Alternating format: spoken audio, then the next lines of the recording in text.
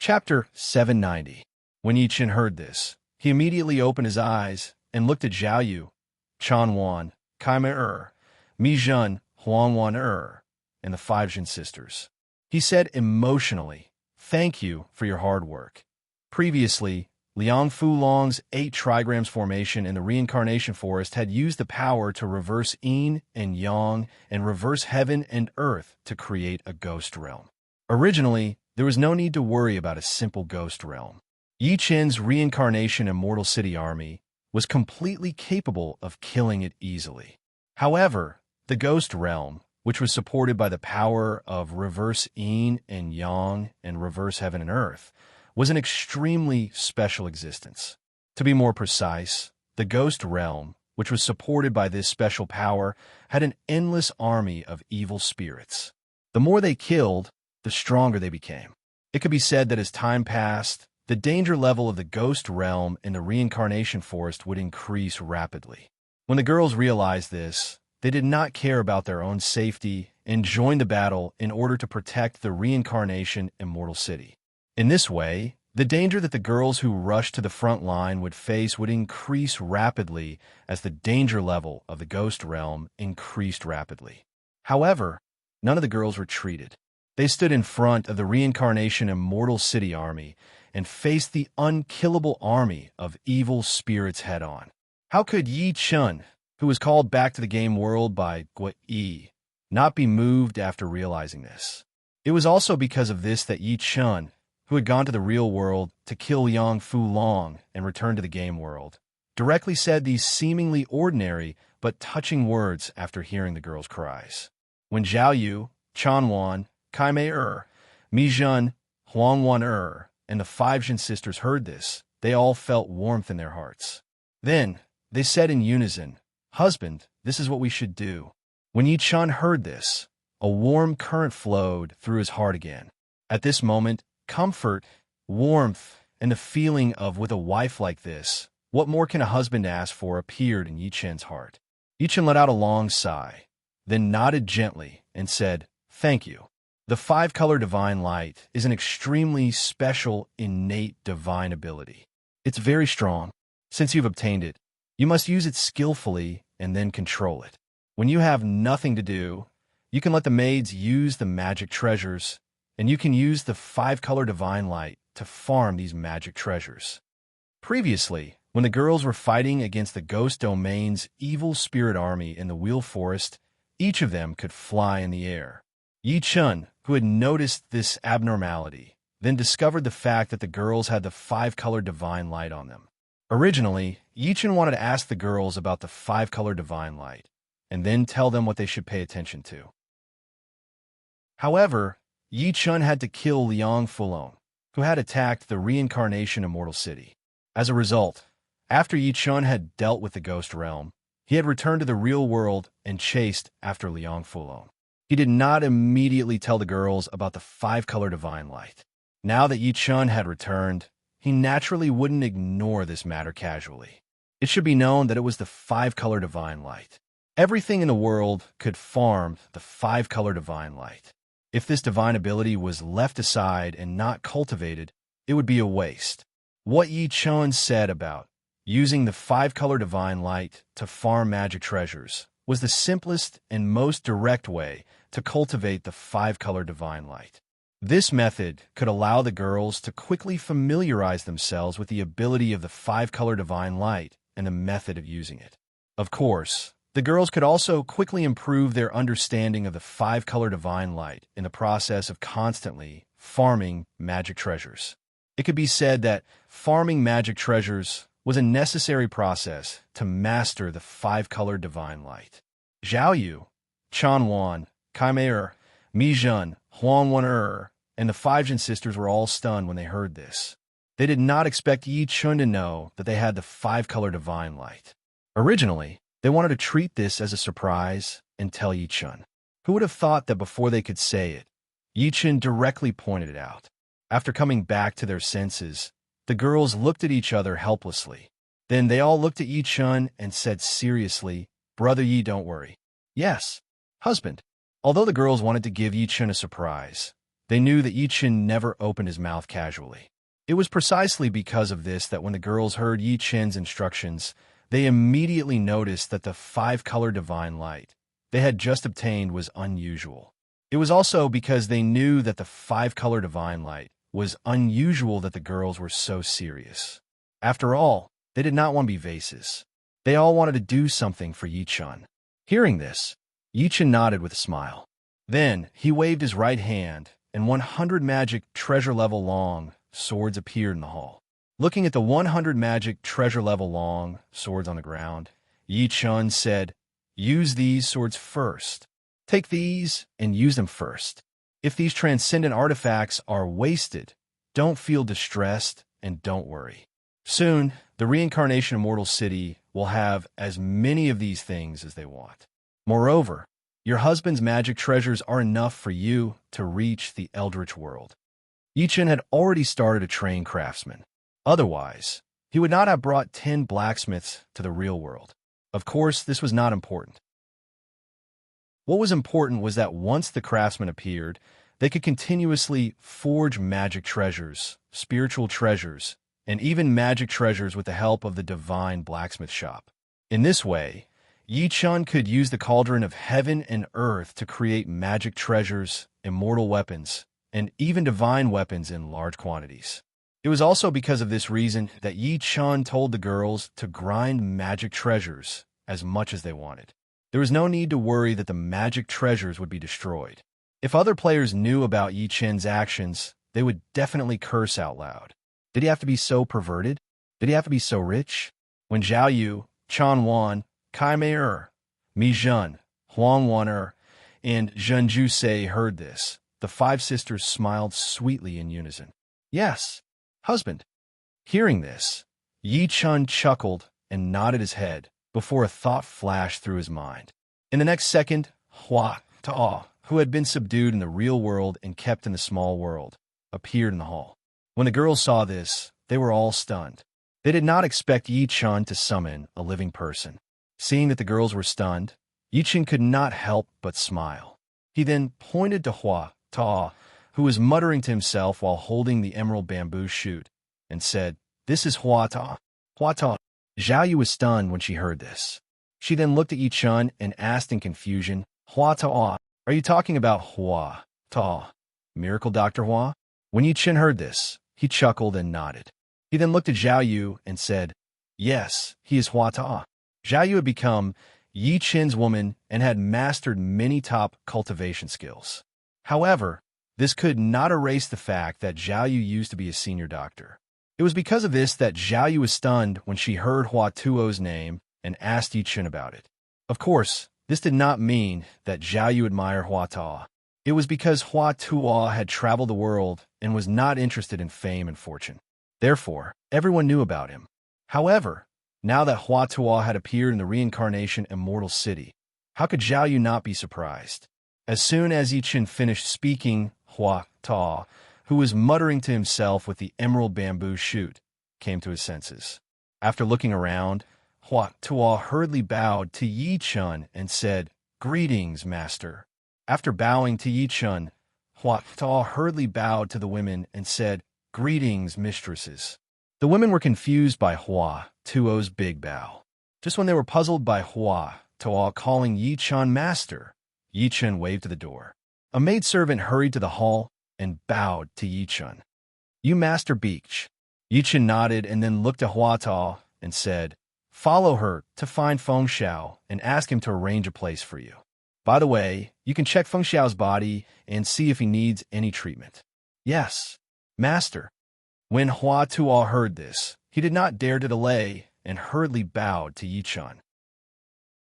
However, he was immediately stunned when he realized that Yi Chen was still holding the jadeite bamboo shoot. Noticing this, Hua Tuo's face turned red. He hurriedly bowed to Yi Chen. "Please forgive me, Master." Hua Tuo is not. Hearing this, Yi Chen waved his hand and said, "It's fine." The foundation for a pharmacist to become an alchemist is to be familiar with medicinal properties. After that, you need to know how to transplant and cultivate. Just take the emerald bamboo shoot and study it. If you need anything, you can find me Zhu. He will solve it for you. Huato, was the alchemist Yi Chun wanted to cultivate. Of course, he would not care about the emerald bamboo shoot. Although it could allow an ordinary person to directly advance to the mortal evolution state, Yi Chun did not care. No matter how many spirit herbs there were, no matter how good they were, only alchemists could maximize their effects. Chapter 791. Hua Tuo heaved a sigh of relief when he heard Yi Chen's words. He then bowed to Yi Chen solemnly. "Thank you, master." Hearing this, Yi Chen smiled and nodded, then waved his hand. Seeing this, Hua Tuo hurriedly bowed to Yi Chen again, then followed the maidservant and left the hall. At this moment, a world announcement was heard. Ding! Congratulations to player Yi Chun for subduing a special historical figure, Miracle Dr. Hua Tuo. Due to his special status, player Yi Chun is rewarded with purple gold coins x 1 million. Ding! Congratulations to player Yi Chun for subduing a special historical figure, Lu Xie, the second prince of the Great Han Empire. Due to his special status, player Yi Chun is rewarded with purple gold coins x 1 million. The world announcement was repeated 3 times, and the entire world channel exploded. F*CK. F*CK. What's going on? It's fine that Hua Tuo was subdued by Yi Chun, but why is Lu Xie also subdued by Yi Chun? F*CK. There's no justice in this world. Isn't Lu Xie the key to Chao Ning's success? How can he be subdued? F*CK, that's cheating. It's definitely cheating. If it's not cheating, I'll write my name backwards. Mother of *Ker. Yi Chun is already a freak. If this continues, who the F*CK can go against Yi Chun? Hee, you want to resist? Dream on. Boss Yi Chun is the most powerful. The Great Han Empire is destined to be under boss Yi Chen's control. I'm not convinced. We started from the same place. How can Yi Chen become stronger and stronger? He subdued this and that and got so many good things. And I haven't even broken through to the Xiantian realm. Not convinced? What can you do? You haven't broken through to the Xiantian realm yet, because you're stupid. Look at me. I've been following Boss Yi Chun and am now an emperor-level general.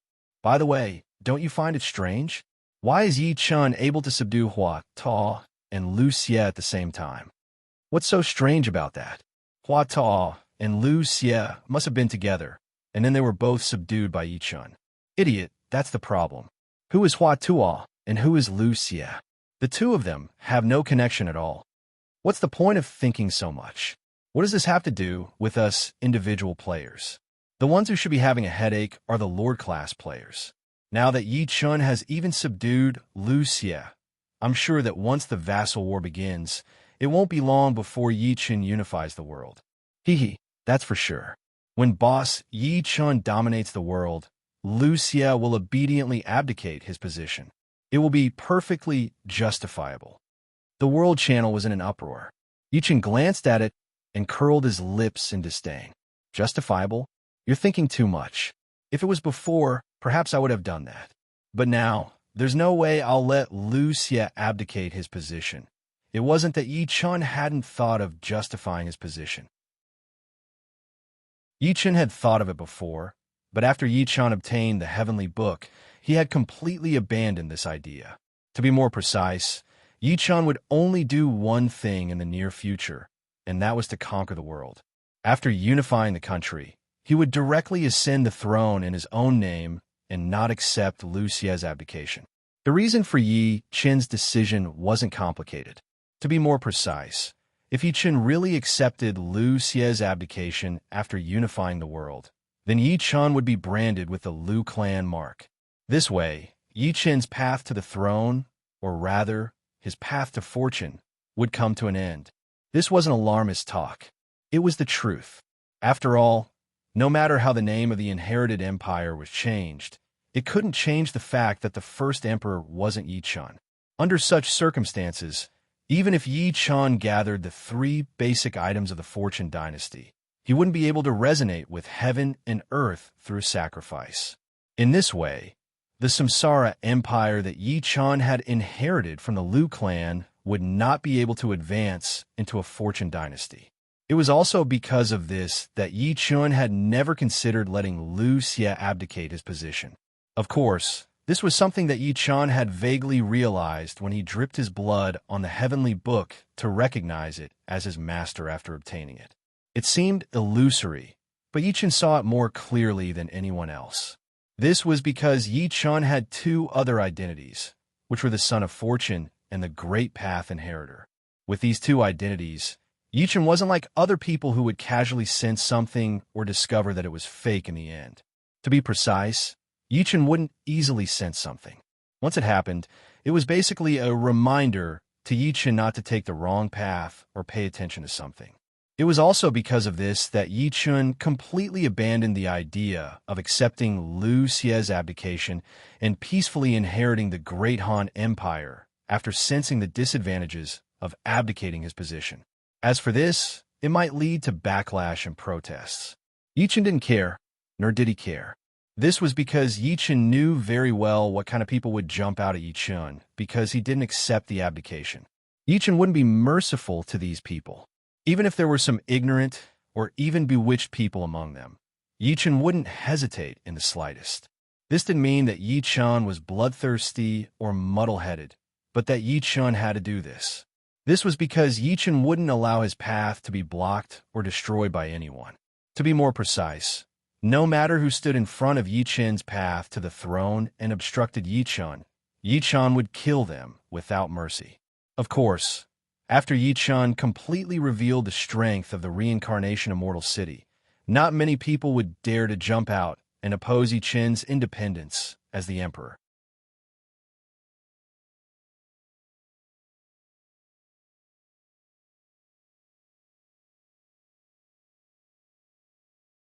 Chapter 792. Thinking of this, Yi Chun could not help but feel warm in his heart. He reached out and gently held Zhao Yu in his arms. If my wife wants to learn, how can I reject her? However, my wife, even though concocting pills is beneficial to me and the reincarnation Immortal City, the path of medicine is long and boring. It will also delay other cultivation. That's right. Just as Yi Chun said this, Zhao Yu, who was in Yi Chun's arms, suddenly looked up at Yi Chun and said seriously, "As long as I can help my husband, no matter if it's boring or long, I won't have the slightest complaint because I want to share my husband's burdens." Hearing this, Yi Chun could not help but feel warm in his heart again.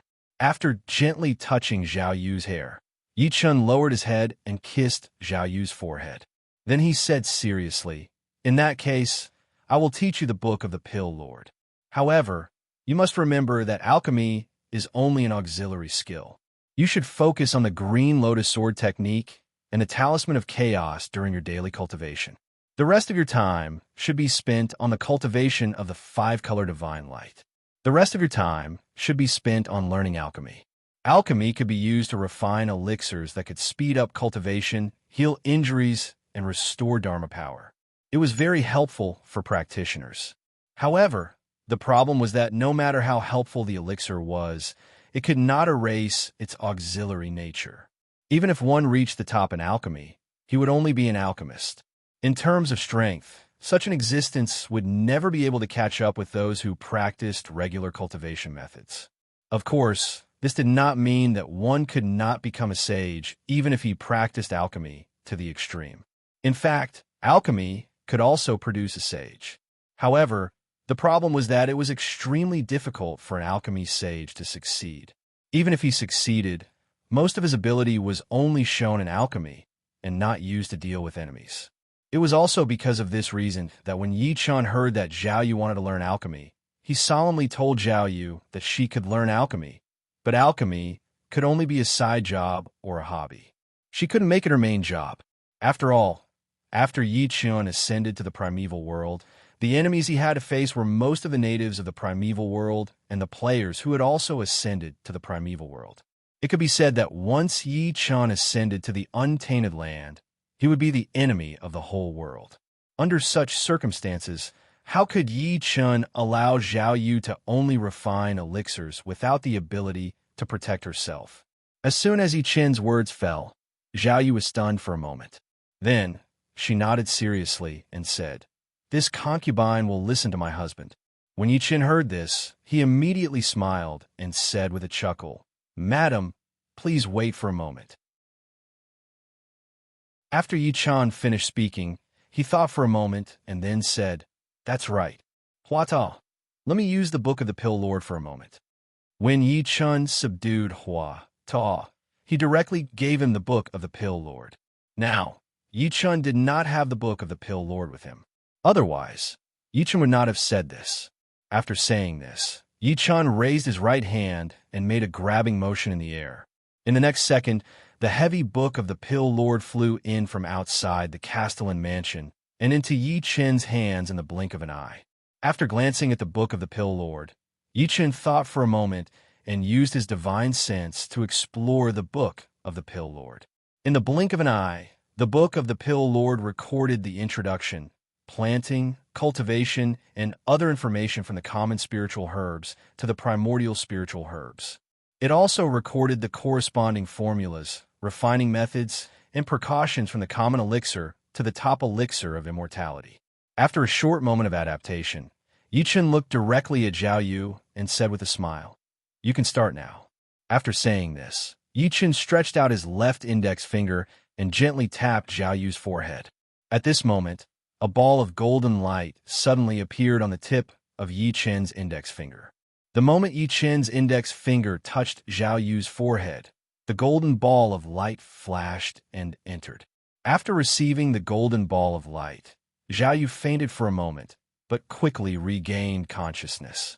Yi Chen saw this and heaved a sigh of relief. "Fortunately, I have sealed most of the information in the Book of the Pill Lord. Otherwise, it would be bad thinking of this." Yi Chen waved his right hand, and the Book of the Pill Lord flew out of the hall and into the hands of Hua Ta, who was standing on the street outside the castle mansion with a confused look on his face. Just now, Yi Chen was not on the street, but his voice could be heard. Then, the Book of the Pill Lord in Hua Tuo's arms flew away on its own. At that moment, Hua Tuo was shocked. If not for the fact that Hua Tuo heard Yi Chen's voice, he would have shouted immediately. Now that the Book of the Pill Lord was back, Hua Tuo's initial worry disappeared. However, he could not avoid being confused. It could not be helped. The way the Book of the Pill Lord flew away was too bizarre. Hua Tuo had never seen such a scene. Even if he heard Yi Chen's voice, he could not control the shock and worry in his heart. After all, Yi Chen was not on the street. Most importantly, Hua Tuo knew very well what was recorded in the Book of the Pill Lord. If the Book of the Pill Lord was really lost in his hands, Hua Tuo would not be able to face Yi Chen even if he died 10,000 times. Of course, this was the thought that came to Hua Tuo when the Book of the Pill Lord flew away. After regaining his senses, Hua Tuo let out a long sigh and then bowed solemnly in the direction of the Castellan mansion. At this moment, Hua Tuo understood one thing. His master, Yi Chen, was not a mortal at all. Otherwise, how could he have such divine means? Reincarnation Immortal City, Castellan Mansion Hall. Zhao Yu, who was temporarily dizzy from receiving the information from the Book of the Pill Lord, quickly came back to her senses and quickly checked the information. After a few breaths, Zhao Yu's eyes lit up. Then, she looked at Yi Chen with joy and said, "Husband, I can try to make the Spirit Gathering Pill now." The Spirit Gathering Pill was the most basic pill among Pill Dao spirit pills. It could be used to accelerate the cultivation speed of mortal evolution state cultivators. In Reincarnation Immortal City, the people who needed it the most were naturally those who had followed Yi Chen to the secret realm of the underground palace and obtained the identity of heavenly soldiers and heavenly generals. Zhao Yun, Guan Er, Zhang San, Dian Xiong, Gao Shun, Zhang Liao, and all the soldiers of the Samsara Legion and the White Horse Legion. Because they had the identity of heavenly soldiers and heavenly generals, they did not have to worry about being suppressed by the heavenly Tao of the three kingdoms. They could increase their strength as much as they wanted. Moreover, after increasing their strength, they could use 100% of their strength. It was for this reason that if the Spirit Gathering Pill appeared, it would be of great help to Reincarnation Immortal City. This was also the reason why Zhao Yu said this. After all, Yi Chen wanted to walk the path of the emperor. It was not enough for him to be strong alone. His generals and soldiers had to be strong as well. Only in this way could they help Yi Chen conquer the world, conquer the untainted land, and conquer everything. Chapter 793. It could be said that in order to help Yi Chen, Zhao Yu had done everything she could. Otherwise, Zhao Yu wouldn't have directly told Yi Chen that she wanted to concoct the essence-gathering pill after receiving the information from the Medicine King Encyclopedia. After hearing Zhao Yu's words, Yi Chen sighed inwardly. Then, he looked at Zhao Yu and said, "Madam, you've already reached the mortal evolution state. Naturally, you can concoct the essence-gathering pill. As for the spirit herbs needed to concoct the essence-gathering pill, Little Yu has already collected quite a lot. If you want to concoct the pill, you can send people to my world at any time to bring the spirit herbs you need." "Yes, husband." Zhao Yu's eyes lit up when she heard this. Then, she said happily.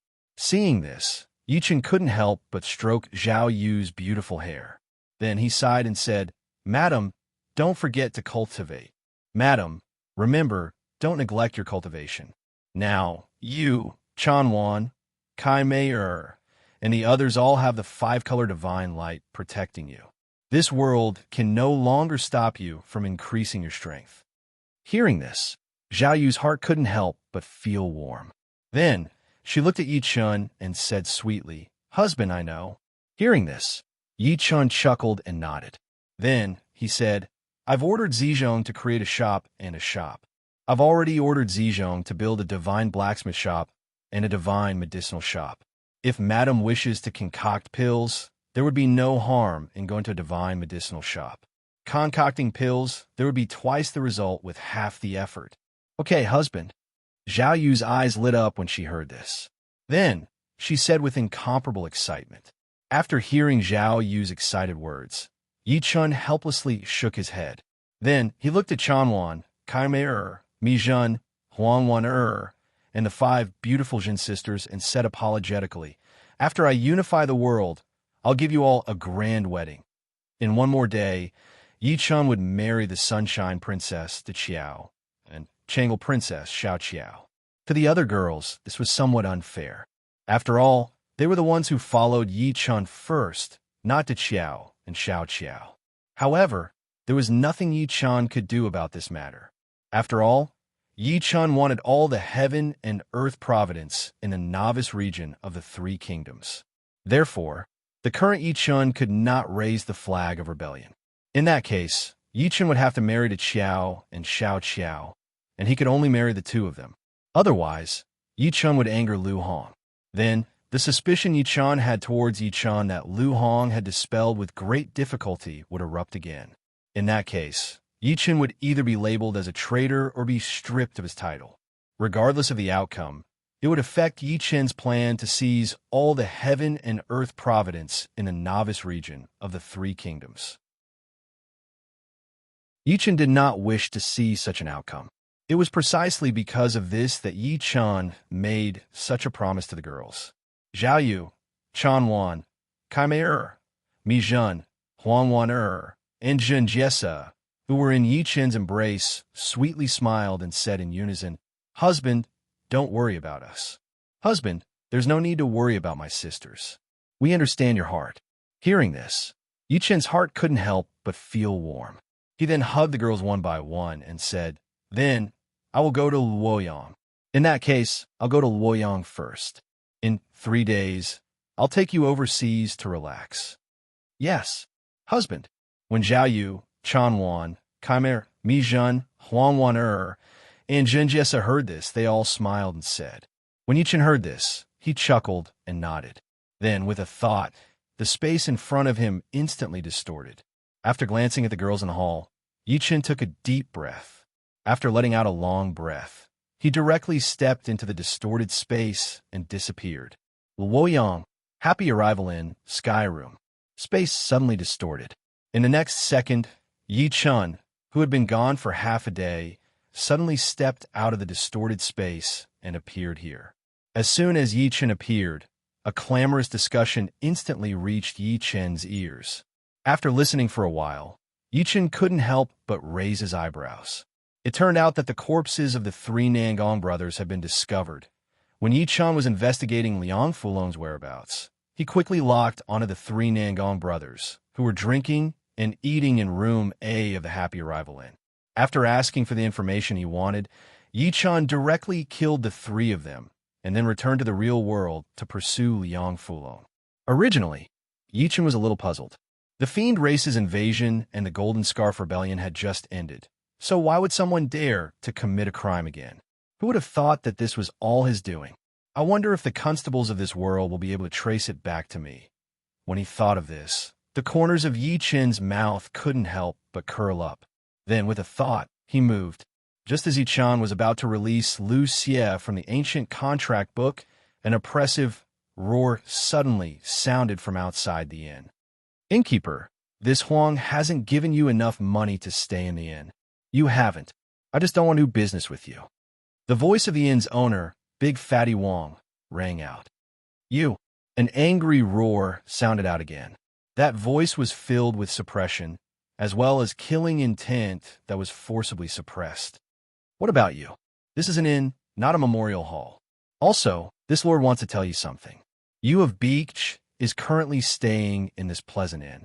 If your son were to die of illness in this lord's inn and offend you of Beach, your entire family wouldn't be able to bear the consequences. You clearly don't understand. Big Fatty Wong's arrogant voice rang out again. Nonsense. Even if you of Beach were to stay here, he wouldn't make things difficult for my father or my brother. An angry female voice rang out at this moment. Woody, shut up. The man surnamed Huang's reprimand immediately followed. In the sky room, Yi Chen's eyes widened when he heard this. Philos aureus. Could it be? Just as Yi Chen thought of this, the inn's owner, Big Fatty Wong, suddenly let out a soft cry of surprise. Then he heard Big Fatty Wong excitedly shout, If you want to stay in the inn, that's fine. As long as your daughter marries me and becomes my concubine, you can stay for as long as you want. Bastard, how dare you bully me? An earth-shattering roar sounded out from the man, surnamed Huang's mouth. At the same time, a violent killing intent rose up. As if frightened, the inn's owner, Big Fatty Wong, stumbled back a few steps and then screamed at the enraged man, surnamed Huang. Country bumpkin, you dare to commit murder? Why don't you take a look at where you are? No, you're a rebel, a golden scarf rebel. Men, there's a rebel here, quickly capture him. Capture him. Hearing this, Yi Chen's face instantly darkened. He immediately flew into the air and flew out of the window in the blink of an eye, appearing outside the inn. As soon as Yi Chen appeared, the onlookers on the street immediately noticed Yi Chen. After being stunned for a moment, frenzied shouts could be heard. You of Beach! It's you of Beach! Chapter 794. The people of the Great Han knew everything about Yi Chen. It could be said that everyone knew that Yi Chen was the savior of the Great Han, unparalleled in this era. And now, Yi Chen had flown out of the inn. This sort of immortal ability had further stimulated the people on the streets. In truth, the people couldn't be blamed for this. After all, in the minds of the people, only immortals could fly. And the Great Han Empire's great general of swift cavalry, the governor of Yuzhou, Yi Chen, could fly. If this wasn't an immortal, then it would be strange. And it was precisely because of this viewpoint in the minds of the people and the fact that Yi Chen had saved all the people of the Great Han Empire that the people on the streets of Luoyang immediately became fanatical when they saw Yi Chen. The frenzied and noisy cries of the people came one after another, wave after wave. Soon, it became a chorus of frenzied cries. We pay our respects to you, Lord Beach. Tens of thousands of people loudly shouted, shaking the streets of Luoyang and reverberating endlessly. When Yi Chen saw this, he raised his right hand, indicating for the people to quiet down. The people who saw Yi Chen's action immediately fell silent and quietly waited for Yi Chen to speak. After the people quieted down, Yi Chen looked directly at the middle-aged man, surnamed Huang. The moment Yichen saw him, his eyes went wide. It really was him, Huang Sheng, Huang Hansheng. This was truly a case of wearing out iron shoes in a fruitless search, only to find it without any effort. Huang Sheng was a top-tier historical general. Yi Chun had long wanted to subdue Huang Sheng, but unfortunately, he had never had the chance. This was because Yi Chun had never even met Huang Sheng, so how could he subdue him? And now, Yi Chun had met Huang Sheng, so how could Yi Chun not be happy from the bottom of his heart? It had to be known that an army of 1,000 was easy to obtain, but a general was hard to find. This principle was universal no matter what era one was placed in. Even in the great desolate world, it was the same.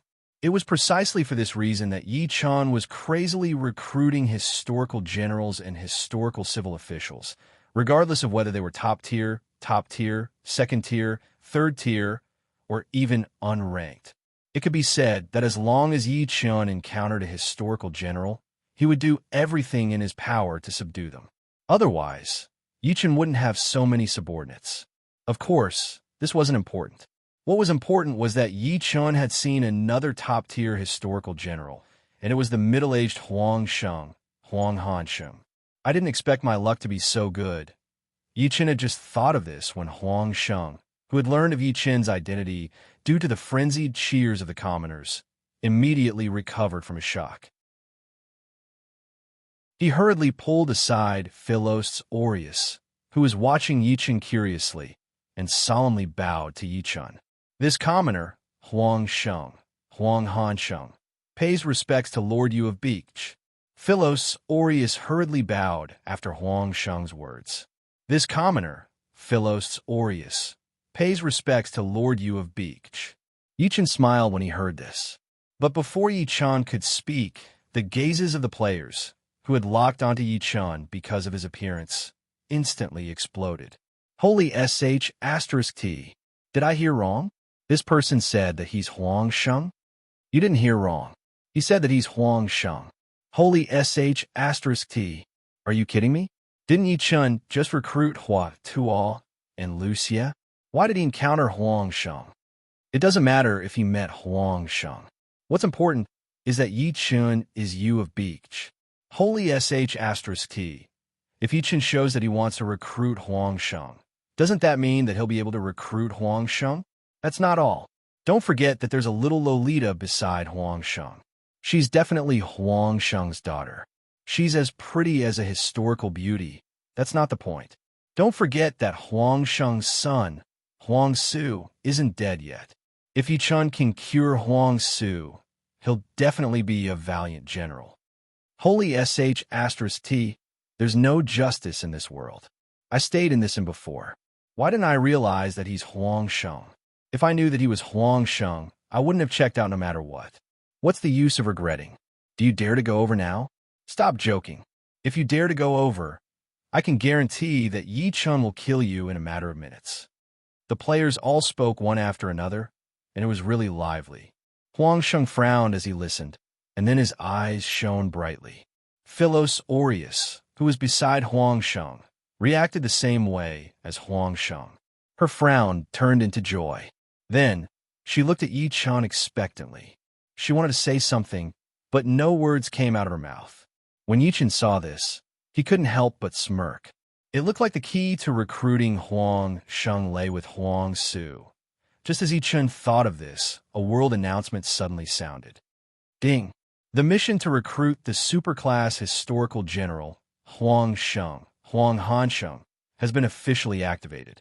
Any player who completes Huang Sheng's wish will be able to obtain Huang Sheng's loyalty. The world announcement repeated 3 times, causing an uproar in the world channel. Holy **T. Where's Huang Sheng? Buying Huang Sheng's coordinates at a high price. Holy **T. Buying Huang Sheng's information at a high price. As long as it's accurate, name your price. High price, your sister. Let me tell you, Huang Sheng is in Luoyang. However, it's useless even if you come, because Yi Chun is here. Holy **T. Are you kidding me? Why is it that wherever there's good stuff, there's Yi Chun? So what if it's Yi Chun? Holy sh*t. Recruiting Huang Sheng is on the world announcement. Is Yi Chen planning to start a massacre in Luoyang? Idiot. Have you forgotten Yi Chen's current status? Do you think Yi Chen won't dare to make a move and start a massacre? Is there still justice? Is there still law? How can a person be so overbearing? The World Channel was abuzz with activity as it was flooded with messages. Yi Chen glanced at it and curled his lips in disdain. When the players heard about the mission to recruit Huang Sheng, they were all extremely excited. This was because Huang Sheng was a superclass historical general. After recruiting him, no matter which Lord player it was, they would obtain great benefits. It was also because of this that the players acted immediately upon hearing the news. They were even willing to spend a lot of money to buy all information related to Huang Sheng. Later on, someone said that Yi Chen is in Luoyang. The players were dissatisfied and angry because of Yi Chen's presence. It was basically impossible for them to complete the mission to recruit Huang Sheng. As for these players, Yi Chen, who was already in the tribulation stage, naturally didn't take them to heart. To be precise, it didn't matter what the players said. As long as they didn't come, everything would be fine. If they came, Yi Chen would really start a massacre. After all, Huang Sheng was a superclass historical general that Yi Chen had planned to recruit. How could he allow the players to cause trouble? Thinking of this, Yi Chen looked at Huang Sheng and asked, "What's the matter? Is your son in that carriage?"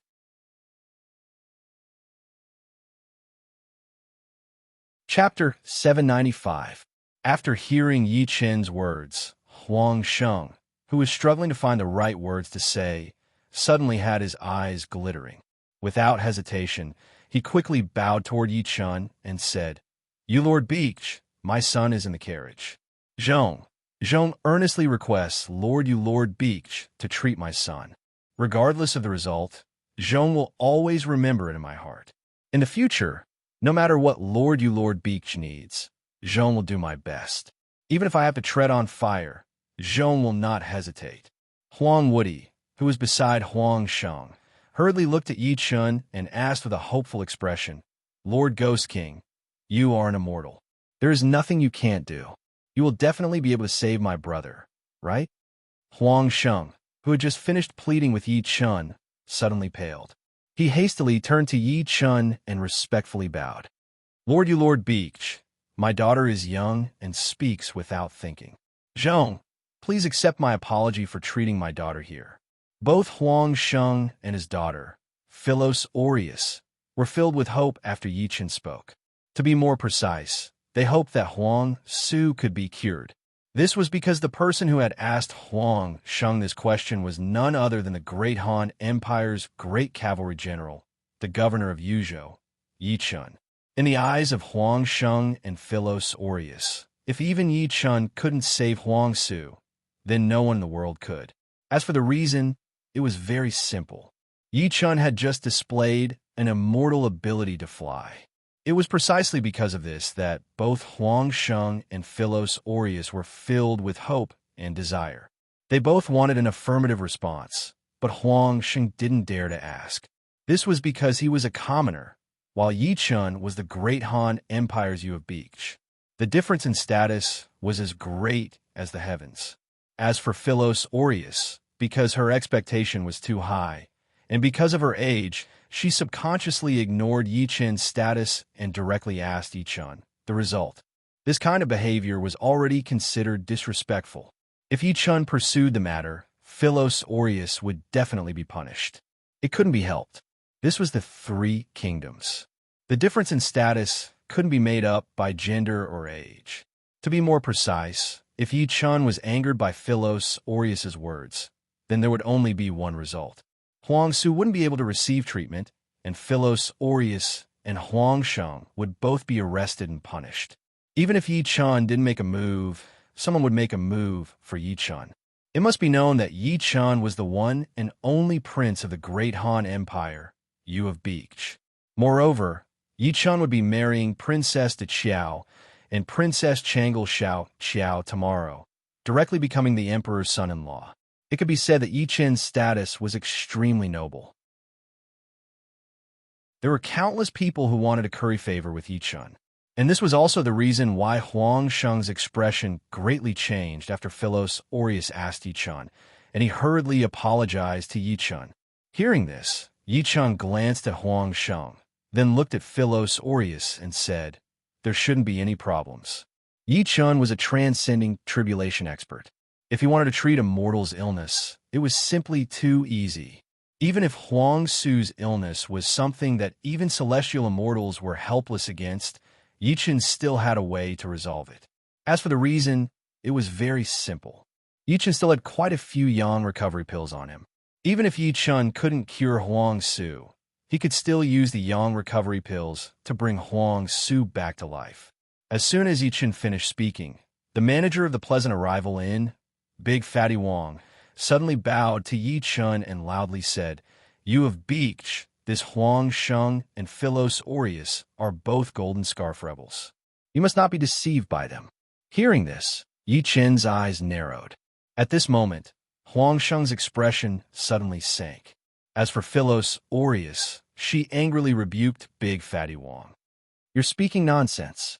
Our Huang clan has a clean record. How can we be Golden Scarf rebels? You have beached, Lord Beach. You can swear an oath to the heavens that you are loyal to your family, not a rebel. You have beached, Lord Beach. Please judge clearly." When Huang Sheng heard this, he glared fiercely at Wang Dede, then turned to Yi Chun and bowed solemnly. "You're lying. You're a rebel. I dare take." Big Fatty Wong raised his right hand and pointed at Huang Sheng. With his serious expression, he roared. But before he could finish speaking, he suddenly stopped. The God-Slayer in Yi Chun's right hand had suddenly appeared and was pressed against Big Fatty Wong's neck. You have beached." Big Fatty Wong's face was deathly pale as he looked at the God-Slayer pressed against his neck. Then he looked at Yi Chun and stammered, "Lord Beach." When Yi Chun heard this, he coldly smiled and asked, "What happened? What happened? Do you think this king didn't hear?"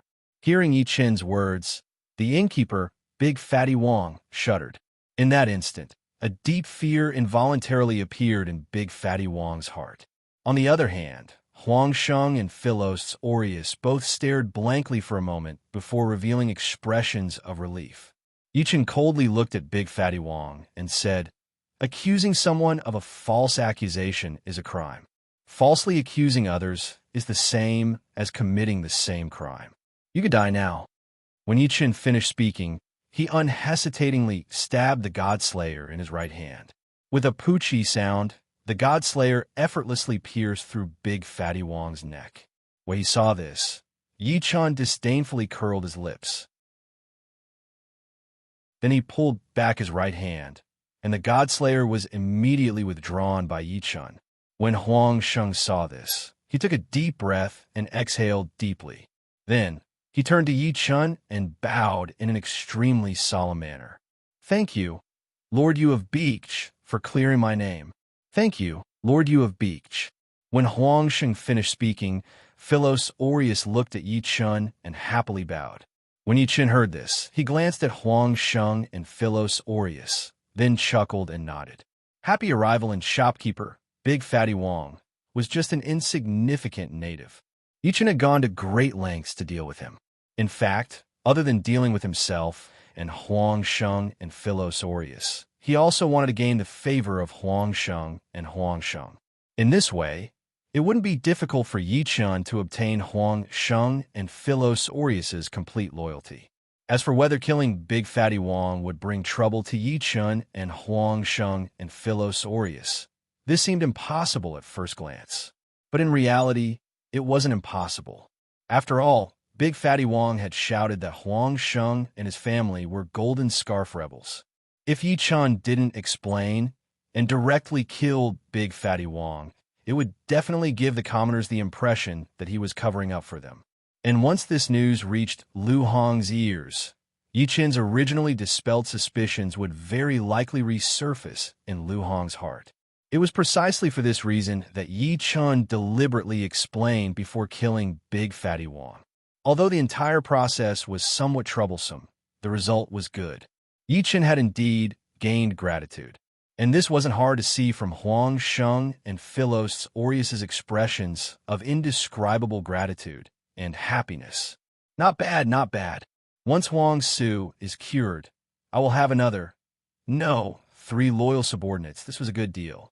Thinking of this, Yichen couldn't help but smile. Then, he walked towards the somewhat shabby carriage not far away. When Yichen arrived at the side of a shabby carriage, a hurried coughing sound could be heard. Cough, cough, cough, cough. Hearing this, Yichen immediately frowned. No, there was something wrong with this Huang Su. At first glance, Huang Su's cough didn't sound abnormal, but the truth was completely different. To be more precise, not only was there something wrong with Huang Su, there was a big problem. The reason being that Yi Chun could sense a faint beastly aura from Huang Su's coughs.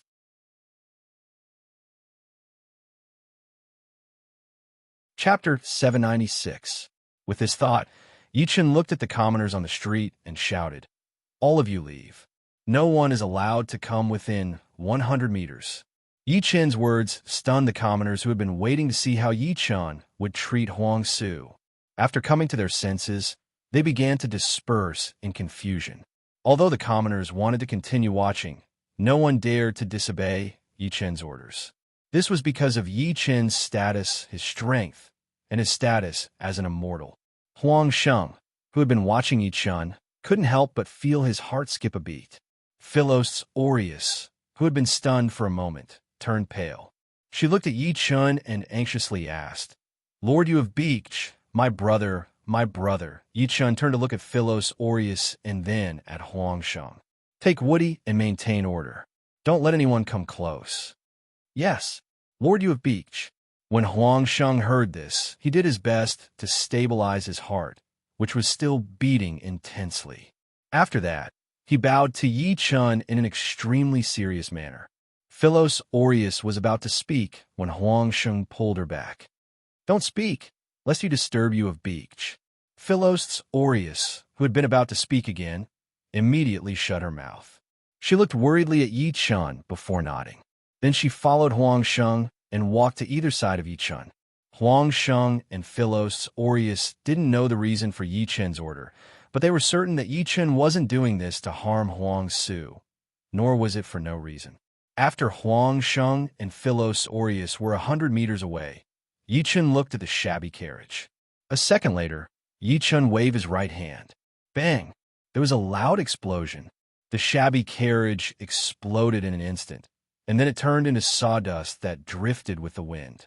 At this moment, Huang Su, who was wearing tattered robes, had a withered body, a dark complexion, and lifeless eyes, lying on the carriage, appeared before Yi Chun. Cough, cough, cough, cough. Violent coughing sounds came from Huang Su's mouth as he appeared. At this moment, large mouthfuls of dark red blood with some black color spurted out from Huang Su's mouth, and then Huang Su's clothes were dyed black and red.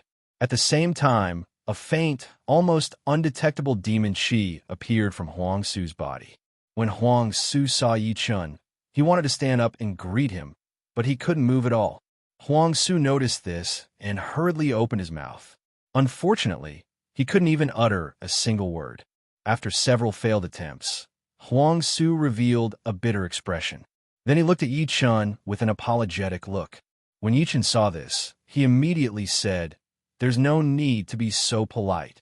There's no need to be so courteous. Just wait patiently." After saying this, Yi Chun narrowed his eyes and suddenly opened them wide. Eyes of fire and gold. Yi Chun had just obtained the eyes of fire and gold not long ago, and Yi Chun instantly used it without hesitation. At this moment, Yi Chun's eyes lit up with 2 balls of fire. Then, 2 rays of golden light lit up from Yi Chun's blazing eyes and shot directly at Huang Su's battered body. When the golden light emitted by the eyes of fire and gold shone on Huang Su's body, a shadow hidden in Huang Su's heart was reflected in Yi Chun's eyes. Seeing this, Yi Chun's eyes suddenly opened wide. At this moment, the golden light in Yi Chun's eyes suddenly flourished. The shadow in Huang Su's heart, which was originally a little blurry, became clear as Yi Chen's eyes of fire and gold suddenly strengthened. In the next second, a skinny locust tree with blood-red bark appeared in Yi Chen's sight. Locust tree spirit. How could this be? This was the beginner's area of the three kingdoms. How could there be a locust tree spirit? And an F*** appeared in Huang Su's heart. The beginner's area of the three kingdoms was the eastern region. It was an area exclusively for human players. It was impossible for demons to appear here. Of course, the appearance of demon players during the demon invasion was an exception. This was because it was part of the storyline and could not be avoided. However, at this moment, the storyline of the demon invasion had already ended. Therefore, it was impossible for demon players to appear in the beginner's area of the three kingdoms. However, the problem was that what should have been impossible had become reality. How could Yi Chen not feel suspicious? Could it be the remaining demons from the demon invasion? Impossible. Even if it was during the demon invasion, the remaining demons would have directly ascended when they reached the fairy realm. It was impossible for them to remain in the beginner's area of the three kingdoms, from wild beasts to ferocious beasts, and then from ferocious beasts to demonic beasts. These were the realms of demon players during their beginner's period. If demon players wanted to ascend to the primordial world, they had to advance to the fairy realm. Only then could they successfully ascend. Otherwise, it would be impossible for them to ascend. It was also because of this reason that the demon players invaded the human territory after the demon invasion storyline began. They wanted to complete the breakthrough by devouring humans, become fairies, and then ascend to the primordial world. Unfortunately, the demon player's idea was very good, but it was directly destroyed by Yi Chen. Of course, this was not important. What was important was that the demon players could not be like Yi Chen. They could ascend, but they remained in the beginner's area and refused to ascend. After all, there were no demon players like Yi Chen who took the Emperor Realm path. Otherwise, Yi Chen would have noticed the demon invasion long ago. It was also because the demon players did not take the Emperor Realm path that Yi Chen was so suspicious about the locust tree spirit appearing in Huang Su's heart. After all, the locust tree spirit in Huang Su's heart could not be a demon player, nor could it be a native of the beginner's area. If it was either of these, it would have ascended directly when it became a fairy. It would not have remained here until now. At this thought, a term involuntarily appeared in Yi Chen's mind. Native of the beginner's area of the three kingdoms. Damn, it must be so. Only the natives of the beginner's area of the three kingdoms would be unable to ascend to the primordial world even though they had reached a certain realm. For example, Zhuxiai, Nanhua, immortal, Yuji, but how did the native locust tree spirit in the beginner's area of the three kingdoms evolve into a fairy? Could it be that during the demon invasion, it coincidentally absorbed the blood of a demon player and gained sentience? Then, due to some special opportunity, it possessed Huang Su's body and evolved into a fairy by sucking Huang Su's essence and blood. It must be so. At this thought, Yi Chen's eyes suddenly widened. Then he looked directly at Huang Su's heart and shouted, "If you don't want your soul to be destroyed, come out right now, or else." At this point, Yi Chen's earth immortal aura, which he had gained from absorbing the primordial immortal aura, suddenly erupted. At this moment, the sky changed color. Dark clouds rolled and thunder rumbled. Boom! At the same time, Yi Chen raised his right hand. A ball of violent lightning appeared in Yi Chen's right palm. At this moment, the crackling sound of electricity could be heard.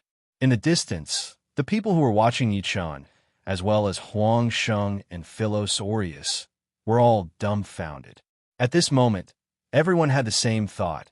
Yi Chen was really an immortal. Moreover, he was a great immortal with vast divine power.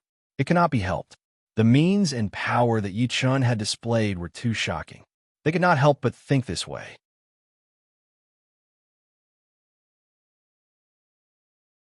Chapter 797. Just as Huang Sheng, Philos Aureus, and the commoners were shocked by Yi Chen's sudden display of power, the gamers among the commoners were in an uproar. Gosh, what's going on? Why did Yi Yu of Gojoseon release his aura, and the sky is filled with dark clouds and thunder. Could it be that Yi Yu of Gojoseon has advanced again? Impossible. If Yi Yu of Gojoseon had advanced, there would definitely be a world announcement. Then what's going on? In the past, Yi Yu of Gojoseon was awesome, but that was because he used magic. He's using it now. Didn't you see that Yi Yu of Gojoseon's eyes are emitting flames and golden light? It must be magic. It doesn't matter what it is. What's important is that Yi Yu of Gojoseon's aura is completely different from before. Indeed, previously, I felt that I couldn't compete with him and felt that I was insignificant. Now, I suddenly feel that I've become an ant. I'm an ant among ants. Stop comparing. You should be thankful that Yi Yu of Gojoseon didn't release his aura on us. Otherwise, everyone would have died. Speaking of which, why did Yi Yu of Gojoseon say that?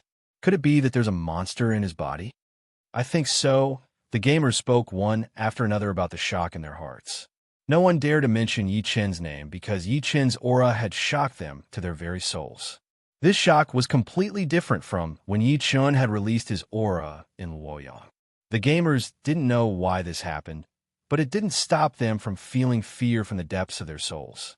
It was also because of this fear that the gamers, who had been agitated by the Huang Sheng subduing mission, completely calmed down at this moment. No one wanted to die. No one was willing to die, especially when they realized that Yi Chen had suddenly become stronger. Just as the gamers were discussing, Huang Su's originally calm heart suddenly thumped violently. Yi Chen had released the aura of an earth immortal, and it was specifically targeted at the locust tree spirit in Huang Su's heart. The locust tree spirit naturally couldn't withstand Yi Chen's vast and powerful earth immortal aura. This way, even if the locust tree spirit had extraordinary abilities, it couldn't continue hiding it. Of course, if not for the fact that Yi Chen didn't want to hurt Huang Su and deliberately controlled most of the aura, the locust tree spirit hiding in Huang Su's heart would have been directly shocked to death by Yi Chen's earth immortal aura. Yi Chen didn't want to do this because if the locust tree spirit in Huang Su's heart was really shocked to death by Yi Chen's earth immortal aura, then even if Yi Chen had the Yang restoration pill, he wouldn't be able to save Huang Su. After all, if the locust tree spirit was directly shocked to death, there would only be one outcome. The locust tree spirit would directly reveal its true form in Huang Su's body and then burst Huang Su's body into countless pieces. And of course, this wasn't the outcome that Yi Chen wanted to see. Otherwise, Yi Chen would have directly shocked the locust tree spirit to death and wouldn't have had to go through so much trouble. Dong dong dong, dong dong dong. Huang Su's heart was still wildly beating, but the locust tree spirit didn't listen to Yi Chen's order to leave Huang Su's heart. Yi Chen's expression darkened, and then he turned to the pale-faced Huang Su and said, "There is a locust tree spirit in your heart. There is a ghostwood tree spirit in your heart. This king is unable to extract it without harming your life. However, you can rest assured that after you die, I will take away your soul. When the time is right, I will let you enter the cycle of reincarnation or reconstruct your body. Are you willing?" If the locust tree spirit didn't leave Huang Su's body, Yi Chen wouldn't be able to kill it without harming Huang Su. In this way, no matter how many tricks Yi Chen had, he wouldn't be able to use them. This was not the outcome that Yi Chen wanted to see, and it was for this reason that Yi Chen had asked Huang Su this question. To be more precise, Yi Chen didn't want to waste any more time with the locust tree spirit. Of course, Yi Chen's words to Huang Su were also a threat to the locust tree spirit in Huang Su's heart. After all, once Huang Su agreed, Yi Chen would definitely attack. This way, no matter how powerful the locust tree spirit was, it wouldn't be able to survive Yi Chen's attack. The moment Yi Chen said this, the pale-faced Huang Su froze for a moment, and then he revealed a look of indescribable gratitude and forcefully nodded. Although Huang Su's movements were very small, they were enough to express his intentions. 100 meters away, Huang Sheng and Philos Aureus, who had revealed expressions of sorrow at the first half of Yi Chen's words, instantly froze and their eyes widened. At this moment, whether it was Huang Sheng or Philos Aureus, without exception, their expressions became extremely strange. In truth, they couldn't be blamed for this. After all, when Huang Sheng and Philos Aureus heard the first half of Yi Chen's words, they had believed that Huang Su was dead for sure. As Huang Su's relatives, they naturally couldn't maintain their calm. But who could have imagined that the second half of Yi Chen's words would directly negate Huang Su's certain death? Although Huang Su would still die, Huang Su would obtain a new life because of Yi Chen. And to Huang Sheng and Philos Aureus, this was naturally an enormous pleasant surprise.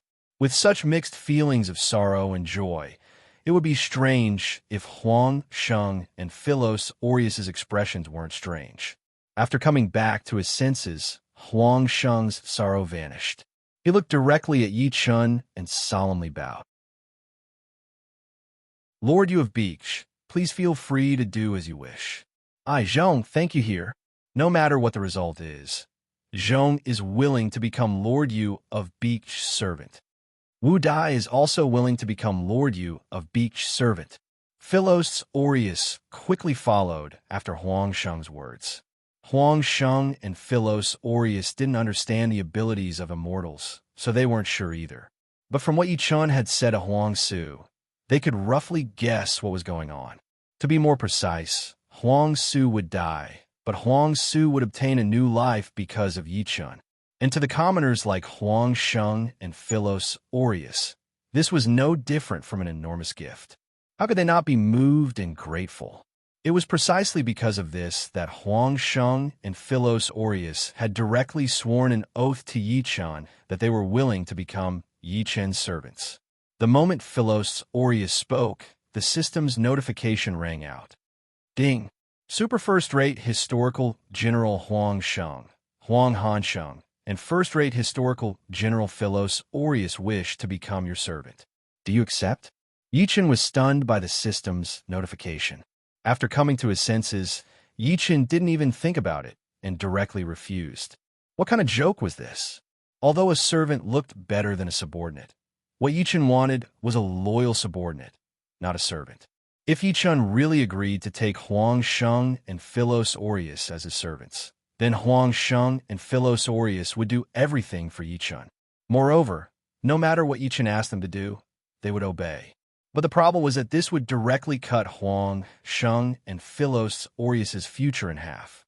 This was because the future achievements of those who were taken as servants would not only be much lower than the master of the house, but they would also not be able to become immortals.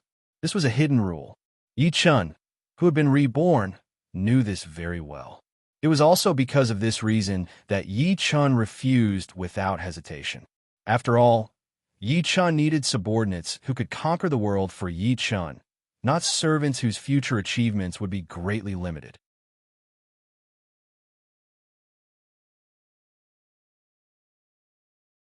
Chapter 798. With this thought, Yi Chen turned to Huang Sheng and earnestly said, "This Han Sheng has heard of this name before. Unfortunately, I never had the chance to meet you. Meeting you today is truly one of the greatest regrets of my life. Han Sheng, don't mention the matter of being a servant again. Even if this king were to take you in, it would only be as a subordinate general, not a servant." Yi Chen's words left Huang Sheng and Philos Aureus dumbfounded.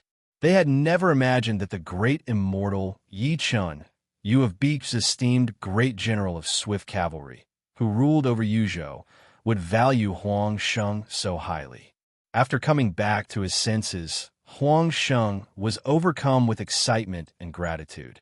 On the other side of the street, Philos Aureus was the same. A second later, Huang Sheng looked at Yi Chen and then excitedly bowed to Yi Chen. Loyalty, what virtue or merit?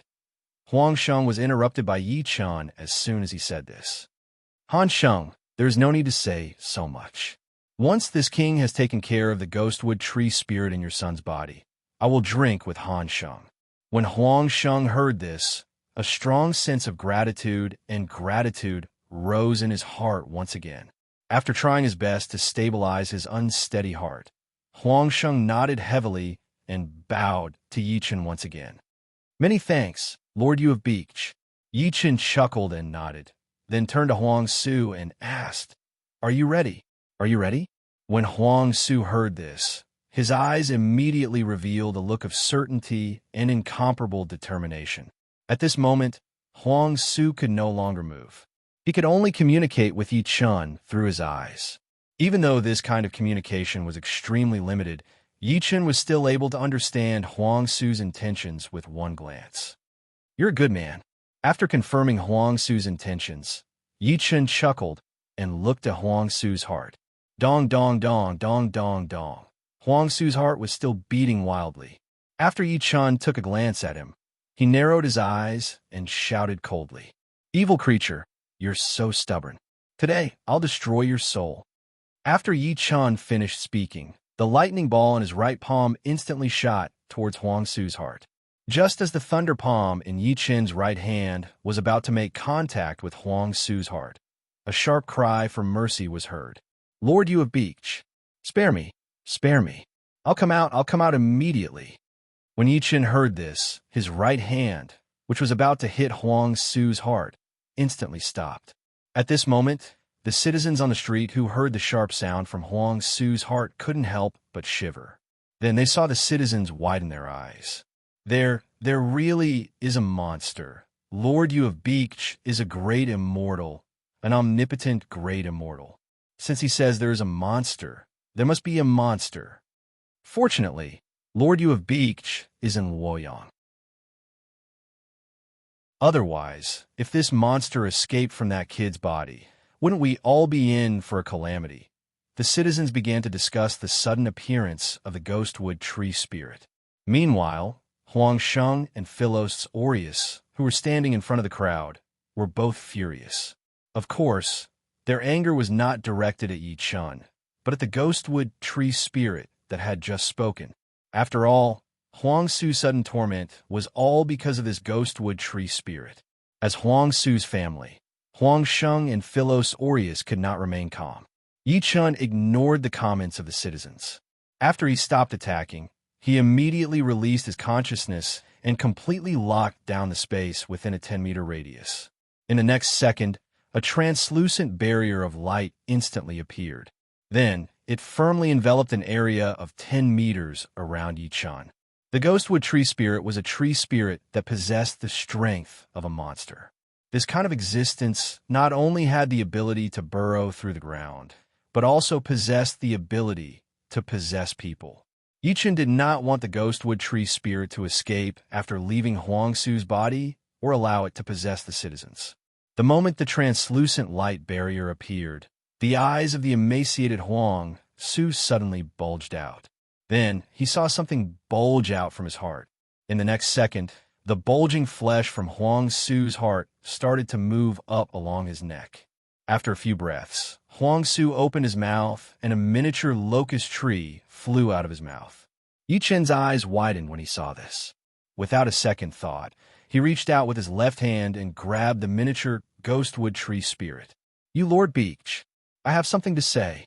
Don't kill me." The ghostwood tree spirit, which had just left Huang Su's body, cried out frantically when Yi Chun grabbed it. When Yi Chun heard this, he sneered and said, "That's right. You still want a bargain? Die, evil creature." The green lotus flag. This little demon is willing to use the green lotus flag in exchange for a chance to live. The ghostwood tree spirit shrieked as soon as Yi Chun finished speaking. Yi Chun's eyes widened when he heard this. The green lotus flag. The ghostwood tree spirit had the green lotus flag? The green lotus flag was one of the Khanate 5-element flags. It was a Khanate treasure with the ability to calm one's heart and chi. It was invulnerable to all spells and could break through all evils. At first glance, its function did not seem very powerful, but in fact, it was the complete opposite. The function of the green lotus flag was very powerful. Even if a quasi-saint obtained it, he would not hesitate to use it for cultivation or even use it to fight against enemies. Otherwise, the guide wouldn't have been able to do so well in the Eldritch world. To be more precise, the guide was the first owner of the green lotus flag. Of course, this was historical records. But now, there seemed to be some deviation. The green lotus flag didn't appear in the Eldritch world, but in the beginner's area of the three kingdoms. Damn it, if the ghostwood tree spirit wasn't lying, then the green lotus flag, like the heavenly book, had appeared in the mortal world at first. After being found, it had been brought to the eldritch world, and then into the hands of its true owner. Yi-Chen couldn't be blamed for thinking this way. After all, the heavenly book that Yi-Chen had obtained not long ago appeared in the real world. If Yi-Chen hadn't been involved, the golden python would probably have ascended to the eldritch world with the heavenly book. Then it would have been hunted down by the primeval Lord of Heaven, and the heavenly book would have ended up in his possession. This wasn't Yi-Chen's guess, but Yi-Chen's judgment. Even if there were some differences, the result would be the same. Because in Yi-Chen's previous life, the one who had controlled the heavenly book was indeed the primeval Lord of Heaven. Thinking of this, Yi-Chen suddenly came back to his senses. He looked at the ghostwood tree spirit in his right hand and shouted, "Tell me the location of the green lotus flag, and I'll let your soul go and give you a chance to reincarnate." The ghostwood tree spirit was an indigenous ghostwood tree in the beginner's area of the three kingdoms.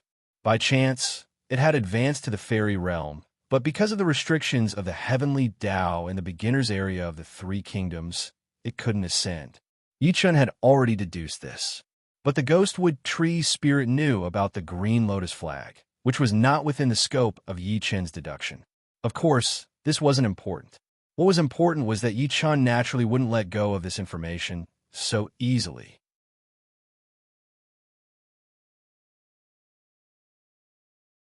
Chapter 799.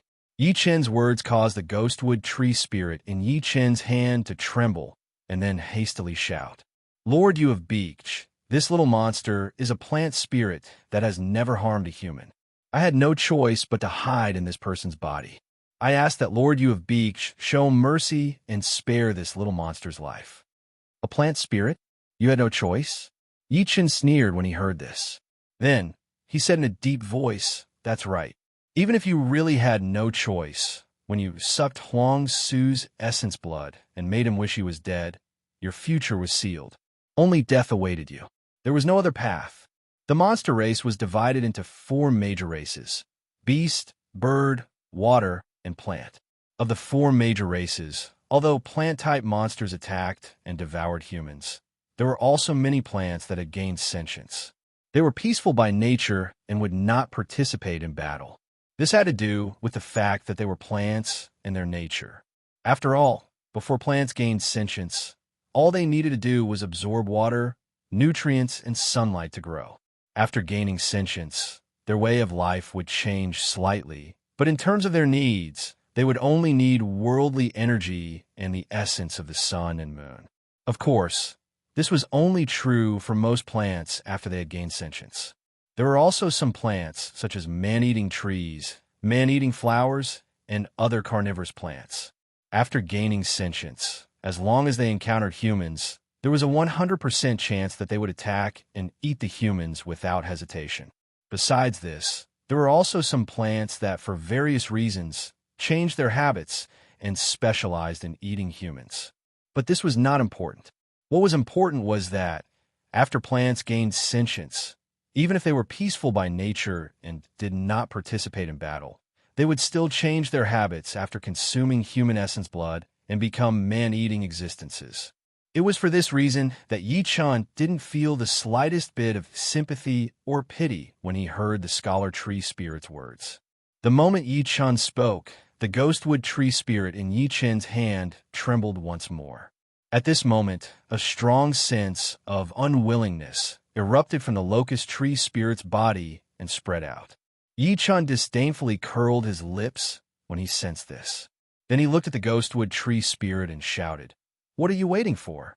Tell me the location of the green lotus flag, and I'll give you a quick death. Otherwise, I'll destroy your soul and make you disappear completely." The locust tree spirit was a demon. Although it had the strength of a demon and knew about the green lotus flag, it did not refine it. Otherwise, the instant the tree spirit left Yi-Chen's body, the green lotus flag would automatically protect its master and block Yi-Chen's attack. After all, the green lotus flag was a connate cardinal treasure with the innate ability to automatically protect its owner. It was also because of this that Yi Chun directly asked the locust tree spirit to reveal the location of the green lotus flag instead of forcing it to hand it over. When the locust tree spirit heard this, a weathered face appeared on its faceless body. It had features, but it was filled with anger. In the next second, the locust tree spirit's newly revealed eyes looked directly at Yi Chun and roared savagely. Why? Why won't you give me a chance? I didn't kill anyone. I'm just restricted by the damned heavenly Tao and can't ascend. I'm even sealed by the heavenly Tao, so I have no choice but to borrow the body of a human and struggle at death's door. Bide my time. There's no why. If you really want to know, I can tell you. You are a member of the demonic clan. Moreover, you are a member of the demonic clan who has consumed the essence blood of humans. The reason is that simple. Yi Chun's eyes narrowed when he heard this before he shouted in a deep voice. When the locust tree spirit heard this, it fell silent. A moment later, it looked at Yi Chun and said with a vicious expression, "What's wrong with my unwillingness? So what if I'm a demon? What does the grudges between humans and demons have to do with me? I just want to live on. Moreover, I've never killed anyone, not even a single person. You're determined to kill me just because you've consumed some essence blood, and you even want to force me to tell you the location of the azure lotus flag. Human, you're very treacherous, despicable, and shameless." Yi Chun's eyes widened when he heard this. Violent killing intent surged up into the sky. In that instant, the sky changed color and a fierce wind blew. The temperature of Luoyang instantly dropped to freezing point. Then, snowflakes fell from the sky and were swept up by the fierce wind. The onlookers on the streets were all stunned when they saw this. After a brief moment of silence, a deafening roar rang out. "Kill it! Kill it!" Tens of thousands of people roared as they gathered in one place and soared into the sky. The locust tree spirit's words seemed reasonable, and it sounded like the locust tree spirit was the victim. However, the people did not think so. As for the reason, it was very simple. The locust tree spirit was a demon. The logic was that simple. The people did not understand that plants could turn into demons. To them, demons were demons. If they encountered one, they had to be killed without leaving a single one behind. It was also for this reason that the people began to shout in unison after Yi Chun's rage. "Kill the locust tree spirit." Yi Chun was enraged because the locust tree spirit still wanted to sow discord even when its death was imminent. To be precise, the locust tree spirit wanted to make Yi Chun the villain in the hearts of the people. It wanted the people to think that Yi Chun was a despicable and shameless villain. Of course, the locust tree spirit hoped that Yi Chun would give up on killing it and interrogating it because of this. In fact, this was the only thing the locust tree spirit could do. After all, the locust tree spirit could not resist Yi Chun, nor could it take revenge on Yi Chun. As for Yi Chun's actions, he was trying to force the locust tree spirit and even wanted to kill it. This was the truth. The locust tree spirit wasn't lying. But even if this was the truth, so what? After all, Yi Chun was a human, while the locust tree spirit was a demon. Furthermore, it was a demon that had devoured human blood essence. There was no possibility of it turning over a new leaf, so it was reasonable for Yi Chun to kill it. Moreover, even if the locust tree spirit could turn over a new leaf, so what? All the worlds followed the law of the jungle. Was Yi Chun going to be a benevolent person just because of a few words from the locust tree spirit and not kill it? What kind of joke was this? If Yi Chun wanted to be such a person, he would not have killed millions of people who were enemies of Yi Chun. To be more precise, Yi Chun dared to kill even the enemies of the human race, much less the crooked demon tribe. Moreover, this involved Huang Sheng's subjugation mission and the Khanate's supreme treasure, the green lotus flag. Whether the locust tree spirit was in the right or not, Yi Chun would not let it go. Moreover, Yi Chun's path to the imperial throne, Yi Chun's plan, and Yi Chun's nature would not allow Yi Chun to do something as foolish as letting the locust tree spirit go. Sensing Yi Chun's berserk killing intent, the locust tree spirit revealed an expression of success when it heard the cries of the citizens. In that instant, The locust tree spirit's expression froze.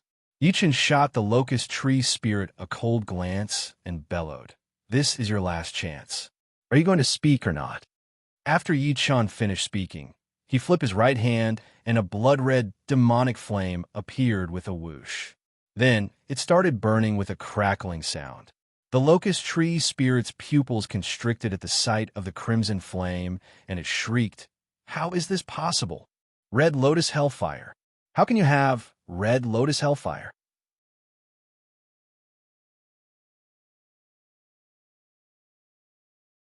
Chapter 800. The locust tree spirit was well aware that it had no chance of surviving in Yi-Chen's hands. After all, Yi-Chen's cultivation level was just too high, and it simply didn't have the ability to fight against him. Of course, this was not important. What was important was that the locust tree spirit did not want to die. In order to survive, the locust tree spirit had revealed the news of the green lotus flag. But the locust tree spirit had not expected that Yi-Chen would not let it go after hearing about the green lotus flag. Not only was he determined to kill it, he also wanted to interrogate it about the whereabouts of the green lotus flag. This was beyond the locust tree spirit's expectations. Of course, this was also the outcome it did not want to see the most. But even if the locust tree spirit did not want to see this outcome, it was useless, because Yi-Chen's attitude was very clear. Not only was he going to interrogate it about the whereabouts of the green lotus flag, he was also going to kill it. Although Yi-Chen's promise was only to destroy the ghostwood tree spirit's main body and not completely destroy its soul, the ghostwood tree spirit was unwilling to accept this promise. No matter how it looked at it, this promise was nonsense. And this completely enraged the locust tree spirit. After all, Yi-Chen's methods were too tyrannical, too violent, too nonsensical, and completely unreasonable. And it was precisely because the locust tree spirit was completely enraged that it made its final struggle to slander Yi-Chen. Of course, this sort of slander seemed very childish and inconsequential, but in reality, the locust tree spirit had done it on purpose. As for the locust tree spirit's goal, other than to disgust Yi-Chen, it was to infuriate Yi-Chen. That's right, it was to infuriate Yi-Chen. Because only by infuriating Yi-Chen would there be a possibility that Yi-Chen would kill it in a fit of rage without thinking about how to kill the locust tree spirit's soul. It could be said that the locust tree spirit's true goal was this possibility that was almost impossible no matter how one looked at it. Because as long as this possibility appeared, the locust tree spirit could abandon its body and escape with its soul. As long as the ghostwood tree spirit's soul managed to escape, the ghostwood tree spirit would be able to possess another body and be reborn. This way, the tree spirit wouldn't truly die. Moreover, only the tree spirit would know the exact location of the flag. Of course, this also made Yi-Chen even angrier and more furious. It could be said that the ghostwood tree spirit was gambling. To be more precise, it was gambling on the chance of survival. If it won the bet, then the locust tree spirit would naturally get what it wanted, but if it lost, then it would be beyond redemption. However, the locust tree spirit had never expected Yi-Chen to be able to use the red lotus karmic fire. Others might not know what the red lotus hellfire was, but the ghostwood tree spirit had devoured the flesh of the shifter players, and with its soul-devouring talent, it had devoured the souls of the shifter players. How could it not know how terrifying the red lotus hellfire was? It was precisely because the ghostwood tree spirit knew how terrifying the red lotus hellfire was that he was enraged the moment he saw it. The appearance of the red lotus hellfire meant that he had completely lost the gamble he had made with his life on the line. To be more precise, he had completely lost his chance of survival. This was because he simply couldn't withstand the burning of the red lotus hellfire. After coming to his senses, the ghostwood tree spirit's withered and hideous face immediately revealed an expression of struggle and hesitation. He didn't know if he should obey Yi-Chen's order and reveal the whereabouts of the green lotus flag. Then he could stretch out his neck and obtain a chance of reincarnation. He didn't want to make such a choice because he couldn't accept it. He wanted to make such a choice because he was worried that his soul would be destroyed and he would disappear from this world. Yichen glanced at the ghostwood tree spirit, whose expression of hesitation and struggle flashed across his face. Then he shouted, "Since he won't speak, then die." As soon as Yichen finished speaking, the red lotus hellfire, in his right hand, instantly swatted at the ghostwood tree spirit, who was still in Yichen's left hand. When the ghostwood tree spirit, who was still hesitating and struggling, saw this, his illusory eyes suddenly narrowed. In that instant, the ghostwood tree spirit opened his mouth without hesitation and shrieked, "I'll speak! I'll speak!" The ghostwood tree spirit compromised because it suddenly understood a very simple principle. That was, rather than completely disappear, it would be better to live on. At the very least, this way, it could obtain a chance of reincarnation and obtain a new life. But if it disobeyed Yichen's order, all traces of the ghostwood tree spirit in the human world would disappear completely and return to nothingness. When Yichen heard this, he sneered and shouted, "Speak!" After Yichen finished speaking, his huge divine sense moved instantly, and the space within a radius of 10 meters was completely locked down. Yichen naturally did this to prevent the information about the green lotus flag from being heard by the spectating players.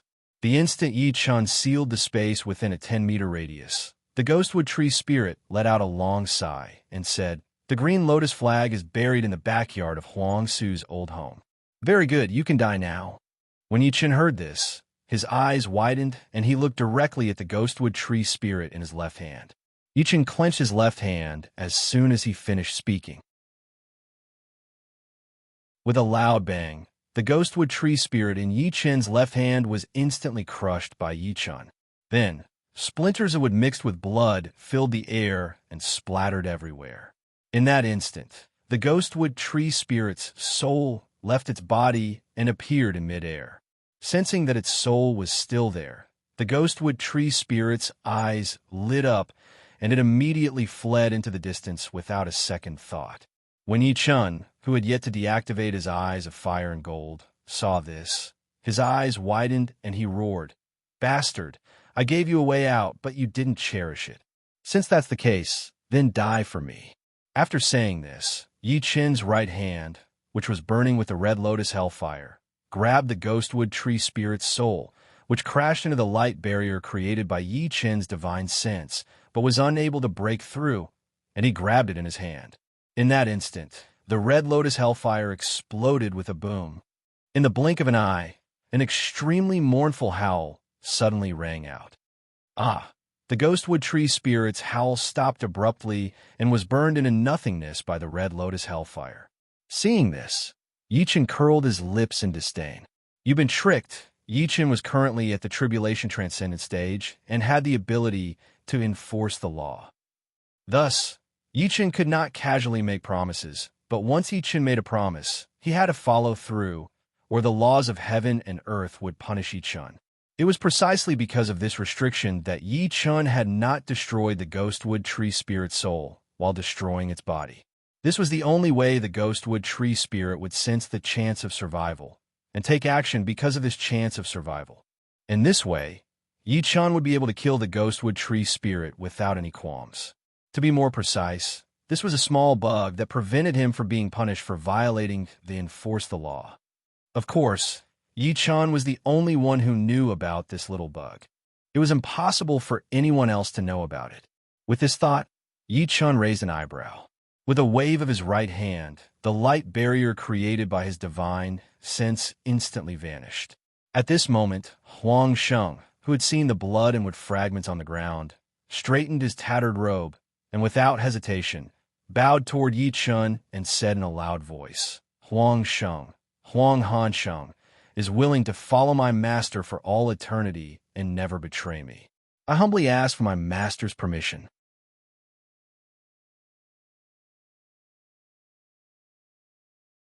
Chapter 801.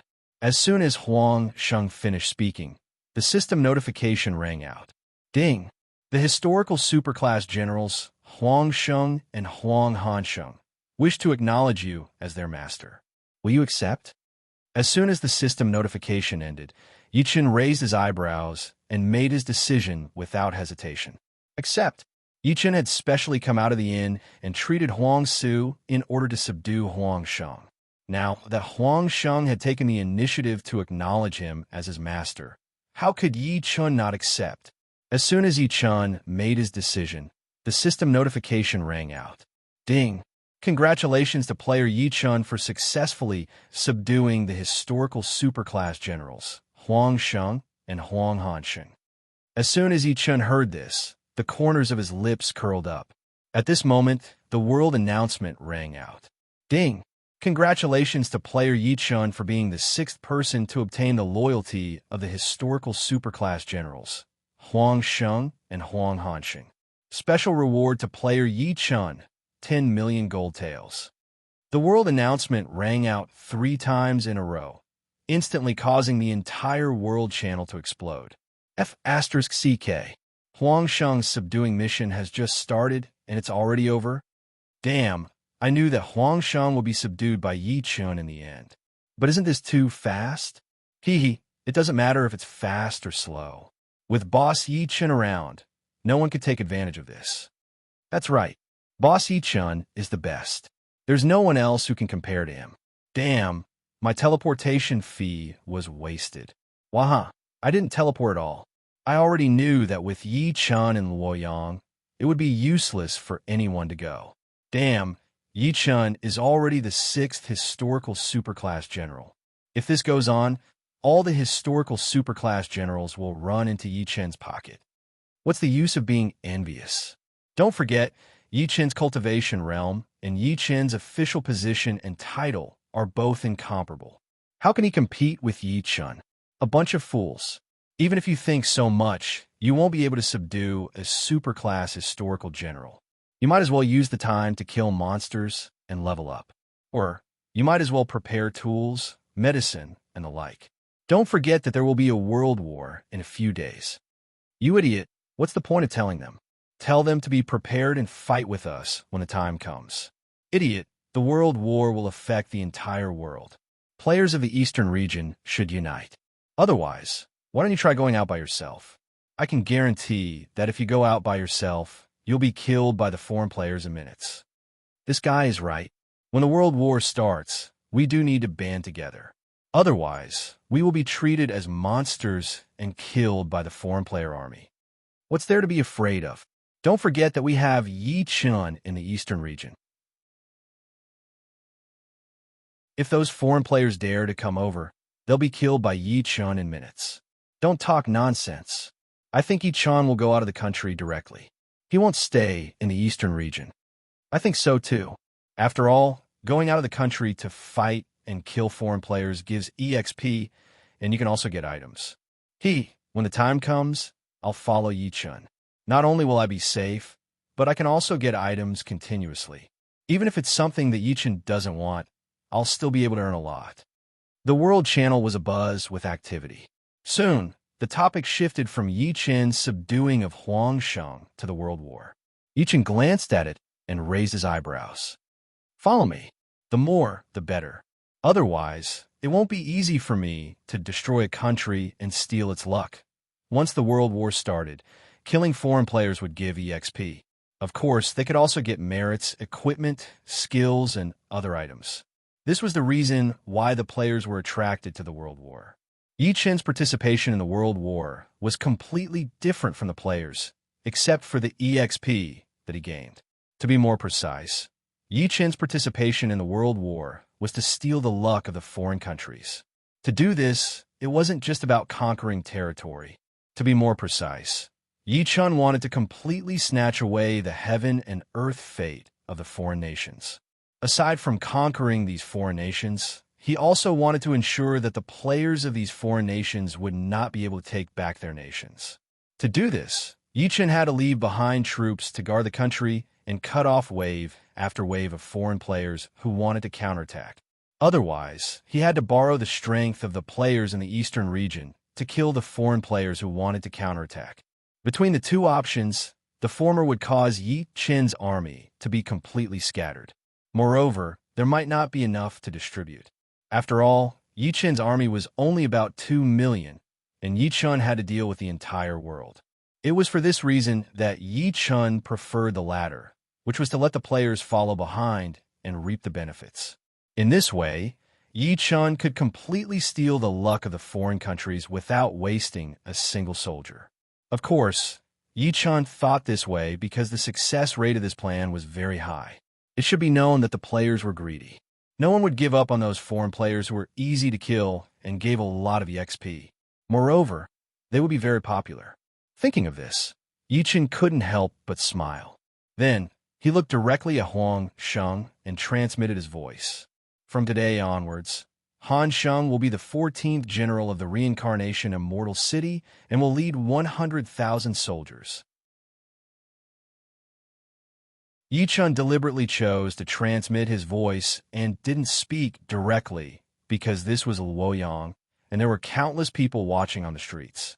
If Yi Chun were here and said these words directly, it wouldn't take long for Lu Hong to hear it. And when Lu Hong heard Yi Chun's words, the false news of Yi Chun's losses due to the demon invasion and the Golden Turban Rebellion would be directly exposed. In this way, Lu Hong's suspicion that Yi Chun had dispelled would be directly rebounded, and it would be an explosive rebound. At that time, no matter what Yi Chun said, it would be useless. Lu Hong would definitely think of ways to remove Yi Chun from his official position, remove Yi Chun from his noble title, and even label Yi Chun as a traitor. Although Yi Chun wasn't afraid of this, Yi Chun didn't want his plan to be wasted. After all, Yi Chun was aiming for all the heaven luck in the beginner's area of the Three Kingdoms. If Yi Chun was labeled as a traitor by Lu Hong, then even if Yi Chun unified the world, it would be useless. It was also for this reason that Yi Chun chose to transmit his voice directly to Huang Sheng instead of speaking directly. Huang Sheng was stunned when he heard Yi Chun's voice transmission. After he came to his senses, Huang Sheng hurriedly bowed to Yi Chun and said loudly, "Huang Sheng and Huang Hansheng pay respects to the Lord."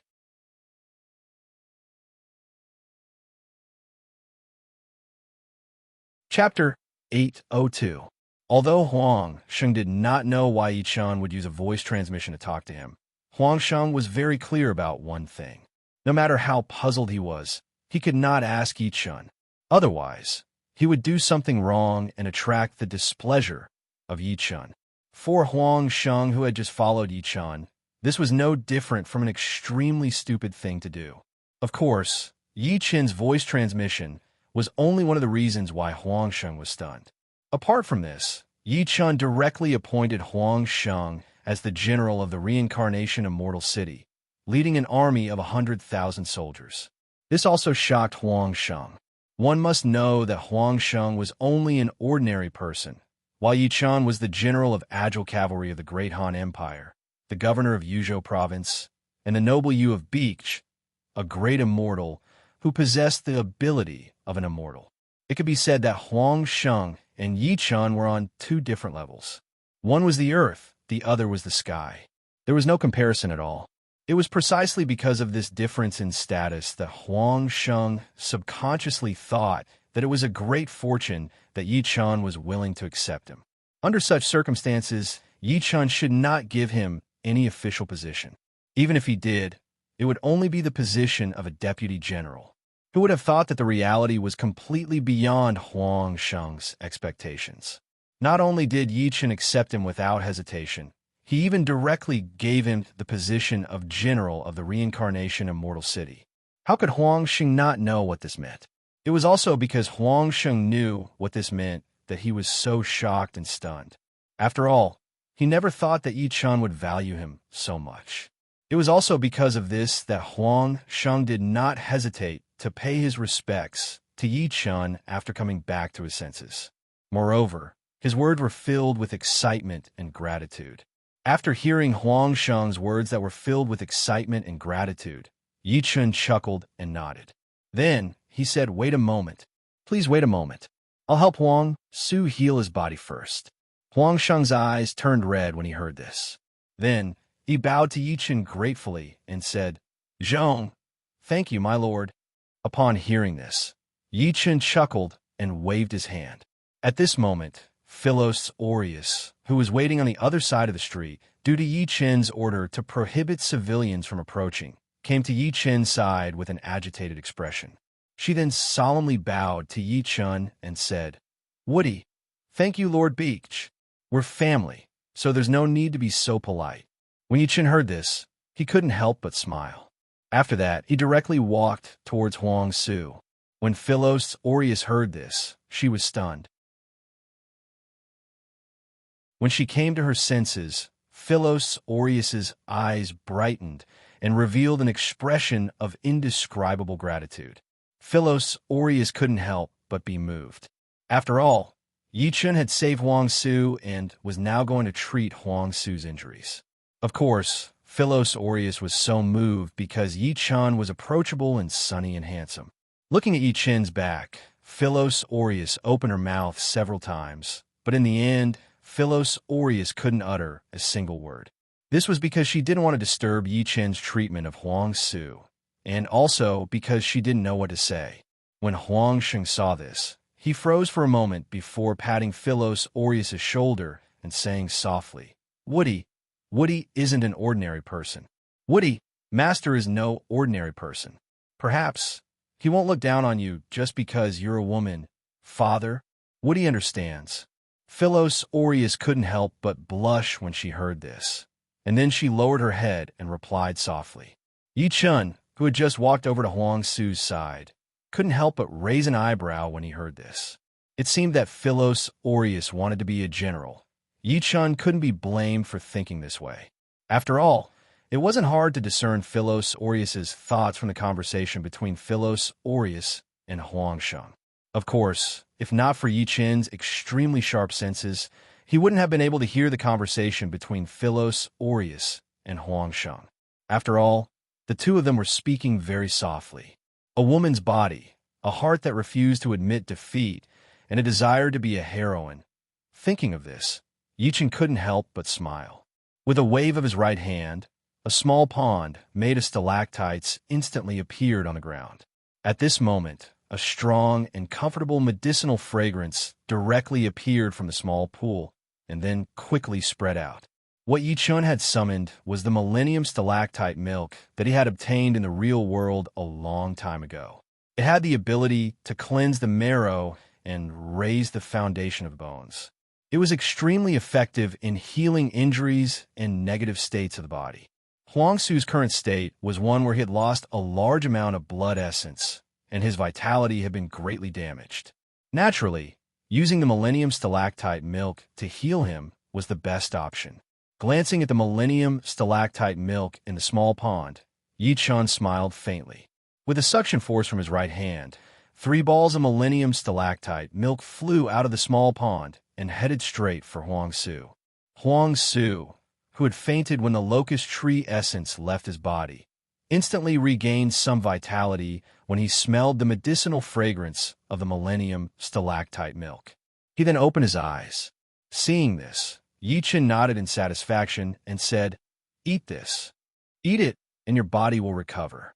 Hearing this, Huang Su was taken aback. Then, he recalled that Yi Chen was an immortal. In that instant, Huang Su's eyes were filled with excitement and indescribable gratitude.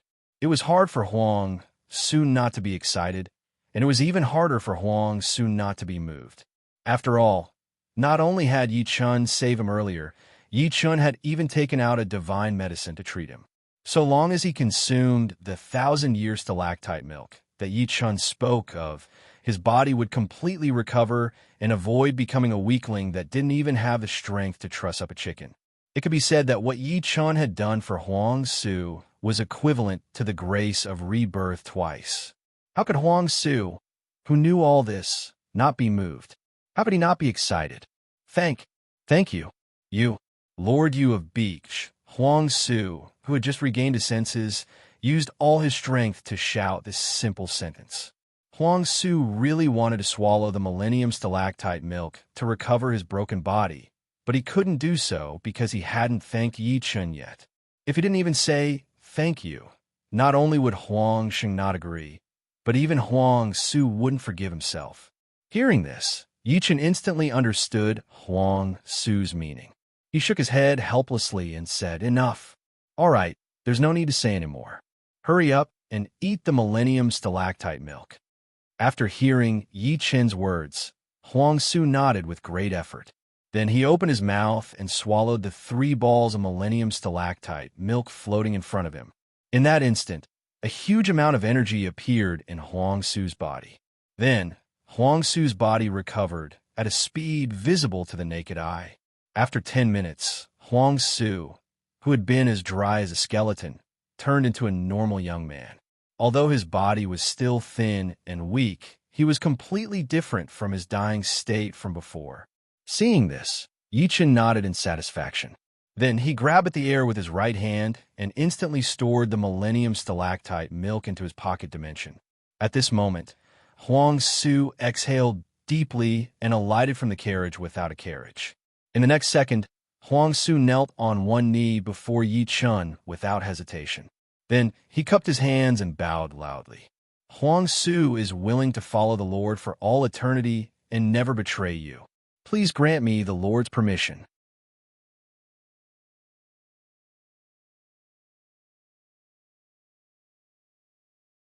Chapter 803. As soon as Huang Su finished speaking, the system notification rang out. Ding! The historical superclass general, Huang Su, wishes to recognize you as his master. Will you accept? As soon as the system notification ended, Yi Chen's eyes widened. Holy shit! Huang Su was actually not a first-rate historical general, but a superclass historical general. In Yi Chen's previous life, no one had subdued Huang Sheng, and no one had saved Huang Su. As a result, Huang Su had not been able to leave much behind in history. His soul had directly returned to the underworld, becoming the most aggrieved general in history. In his previous life, when Yi Chen had heard this news, he had not felt anything special. He had only felt that the novice region of the 3 kingdoms had lost yet another first-rate historical general. Now, Yi Chen had been reborn. In Luoyang City, he had met Huang Sheng's family. Without hesitation, he had saved Huang Su. In fact, other than wanting to subdue Huang Sheng, who had been confirmed to be subdued long ago, he had also wanted to subdue Huang Su and Philos Aureus. Philos Aureus was a first-rate historical general. Yi Chen had known this long ago. After all, in his previous life, Philos Aureus had appeared during the struggle for hegemony. Although there had been no news of her very quickly, this did not affect Yi Chen's memory. Of course, this was not important. What was important was Huang Su, who had died early in his previous life. To be more precise, Huang Su was a general, and a first-rate historical general at that. If Yi Chen could subdue him after saving him, it would naturally be a good thing. After all, if Yi Chen wanted to walk the path of imperial providence, he would need a lot of generals under his command. Who would have thought that Huang Su was not a first-rate historical general, as Yi Chen had thought, but a superclass historical general? Otherwise, the system would not have given Yi Chen such a notification. It was also because of this that Yi Chen felt somewhat surprised. Of course, Yi Chen liked this surprise very much. After all, Huang Su's status as a superclass historical general was much better than that of a first-rate general. Thinking of this, Yi Chen made his choice without hesitation.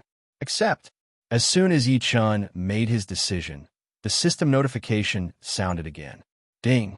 Congratulations to player Yi Chen for successfully subduing the legendary historical general, Huang Su. As soon as the system notification ended, Yi Chen raised his eyebrows. This unexpected surprise was not bad at all. Thinking of this, Yi Chen couldn't help but smile. Then, he stepped forward and helped Huang Su up. Glancing at Huang Su, whose eyes were filled with gratitude, excitement, and hope, Yi Chen patted Huang Su's shoulder and sent him a voice transmission. From today onwards, you will be the 7th general of our reincarnation immortal city and will lead 100,000 soldiers.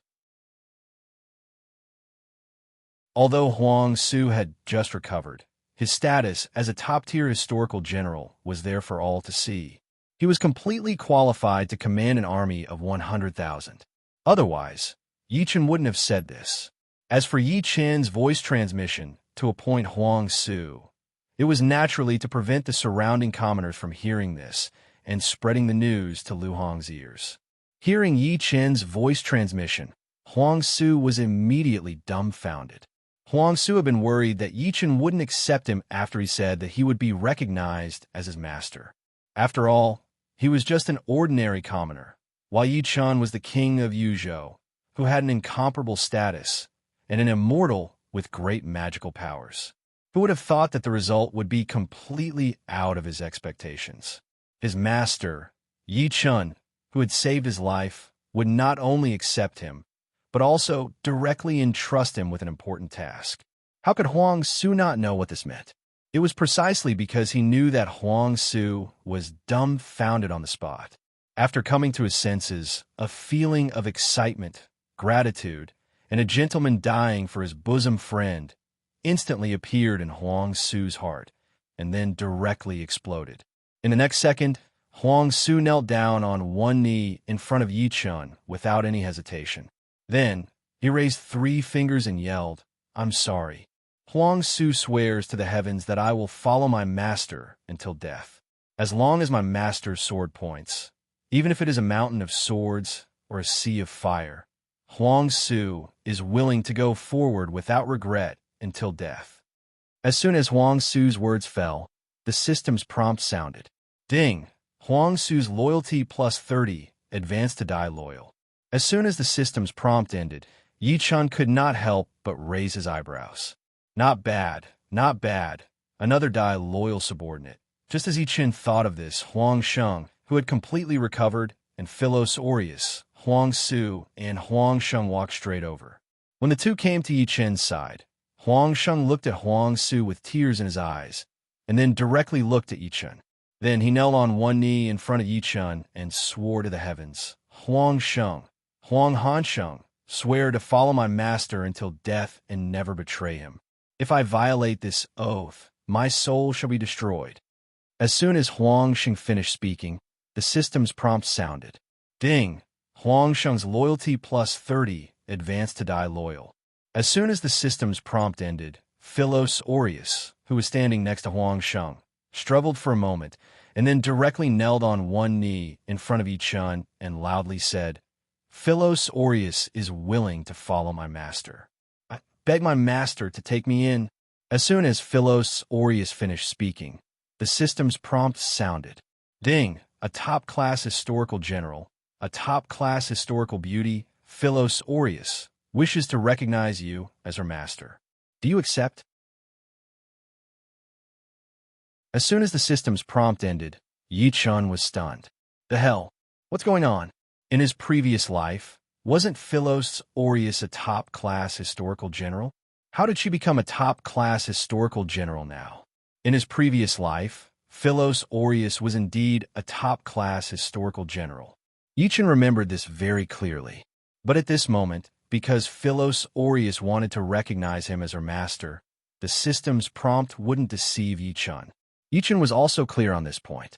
Could it be that in his previous life, Philos Aureus had encountered something before she followed Huang Sheng and followed Emperor Liu?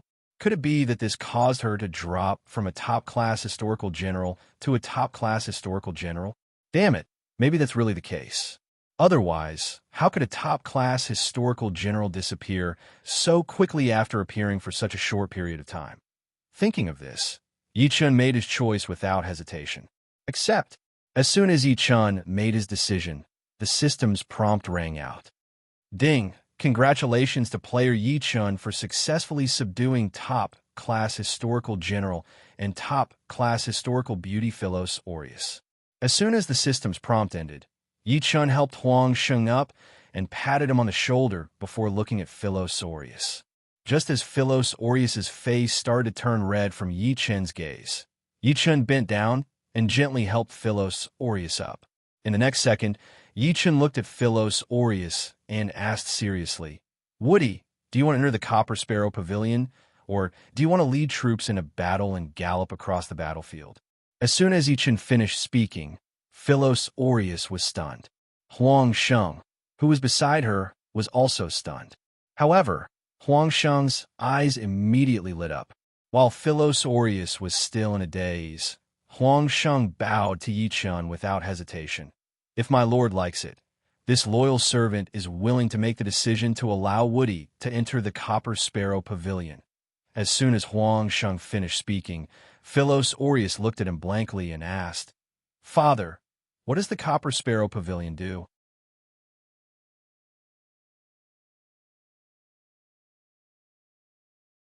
Chapter 804. Philos Aureus should be asking Yi Chun and not Huang Sheng.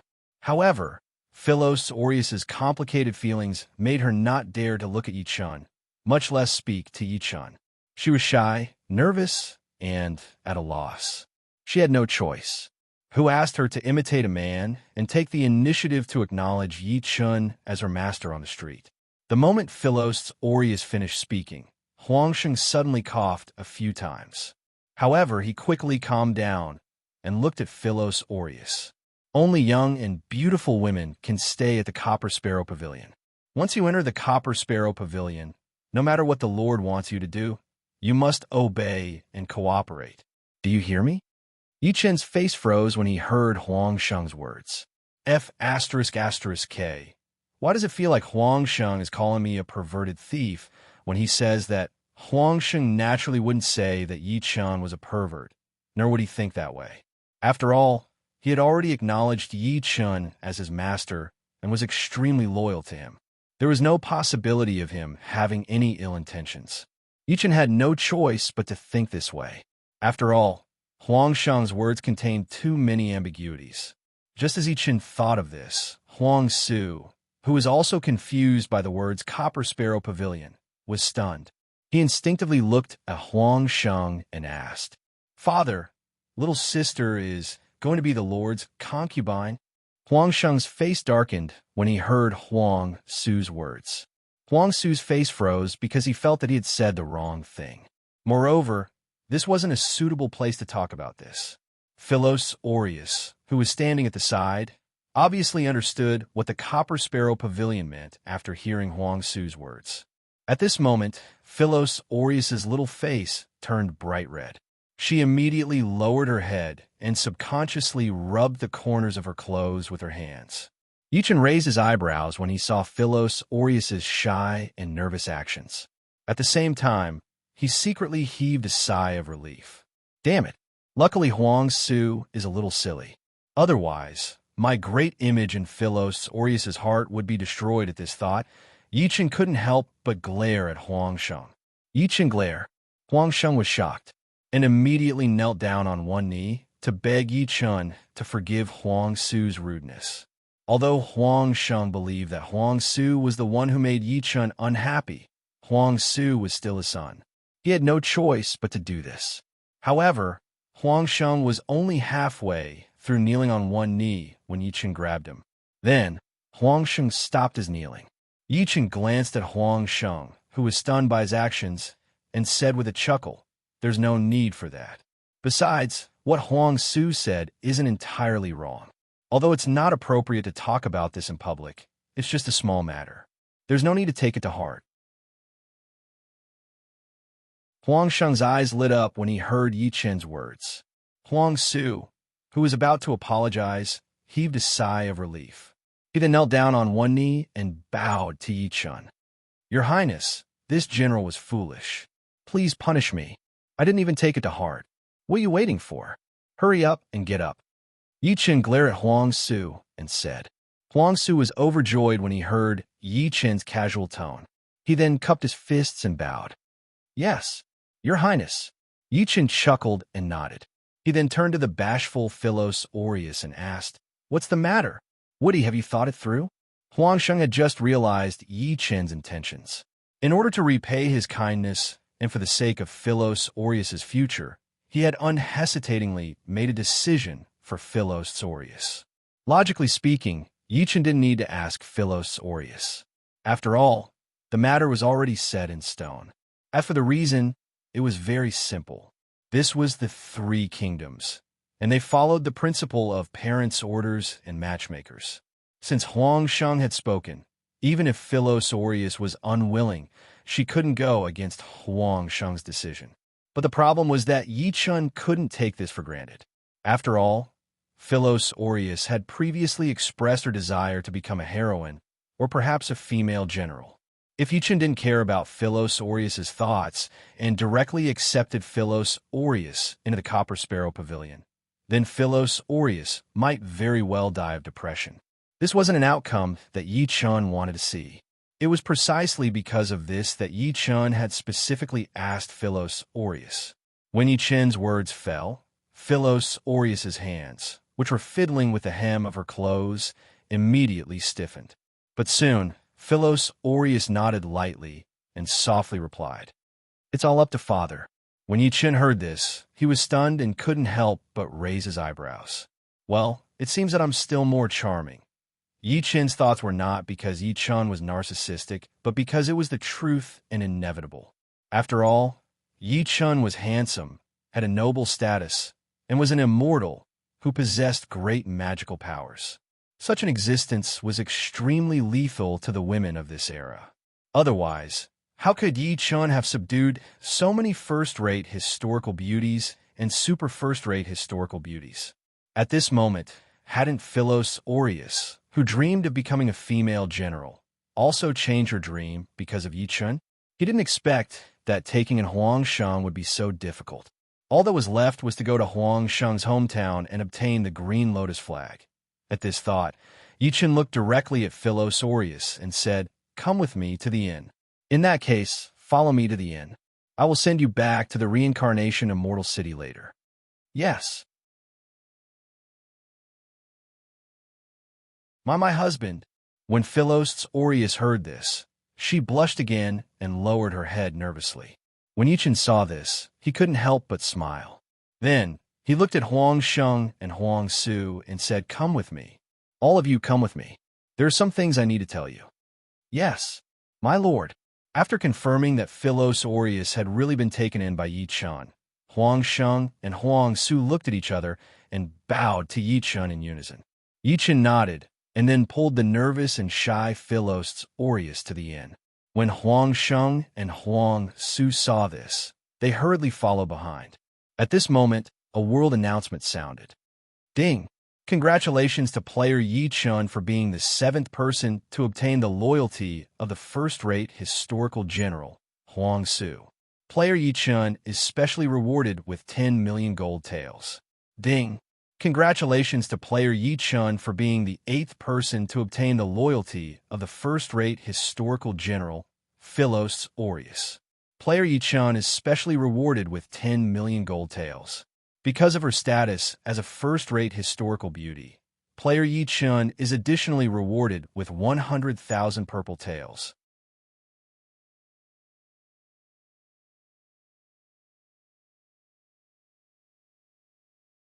Chapter 805. The world announcement was repeated 3 times, instantly causing the entire world channel to explode. F*CK. F*CK. Are you kidding me? It's fine if Huang Sheng is a superclass historical general, but why are Huang Su and Philos Aureus also superclass historical generals? 3 generals in one family, and they're all superclass. F*CK. Do they have to be so perverted? You missed out on one point. Philos Aureus is also a top-class historical beauty. F*CK. There's no justice in this world. Good stuff, historical generals, historical beauties, they're all in Yi Chun's hands. Are you envious? Jealous? Waha! Boss Yi Chun is the most awesome. I'll ask you one question. Are you convinced? Lackey. No matter how well you perform, Yi Chun won't accept you as a lackey. So what? In any case, I firmly believe that one day, Boss Yi Chun will change his mind. Dream on. Yi Chun is already so awesome. With his current strength, he doesn't need to worry about anyone betraying him. In the end, didn't he still refuse to accept anyone? Idiot. Boss Yi Chun is awesome now, but as long as Boss Yi Chun is online, he won't be able to sense what's happening in the real world. If Boss Yi Chun is ambushed or plotted against, wouldn't Boss Yi Chun have to bear the brunt of it? I think so too. That's why I'm still waiting for Boss Yi-chan to change his mind. The World Channel was in an uproar, and the screen was flooded with comments. The topic quickly changed from Yi-chan taking in Huang Sheng's family to Yi-chan still hasn't taken in any underlings. Yi-chan glanced at it and was stunned. He didn't expect the players to guess why he wasn't accepting any lackeys. It seemed like backstabbing in the real world had happened quite a lot during this period of time.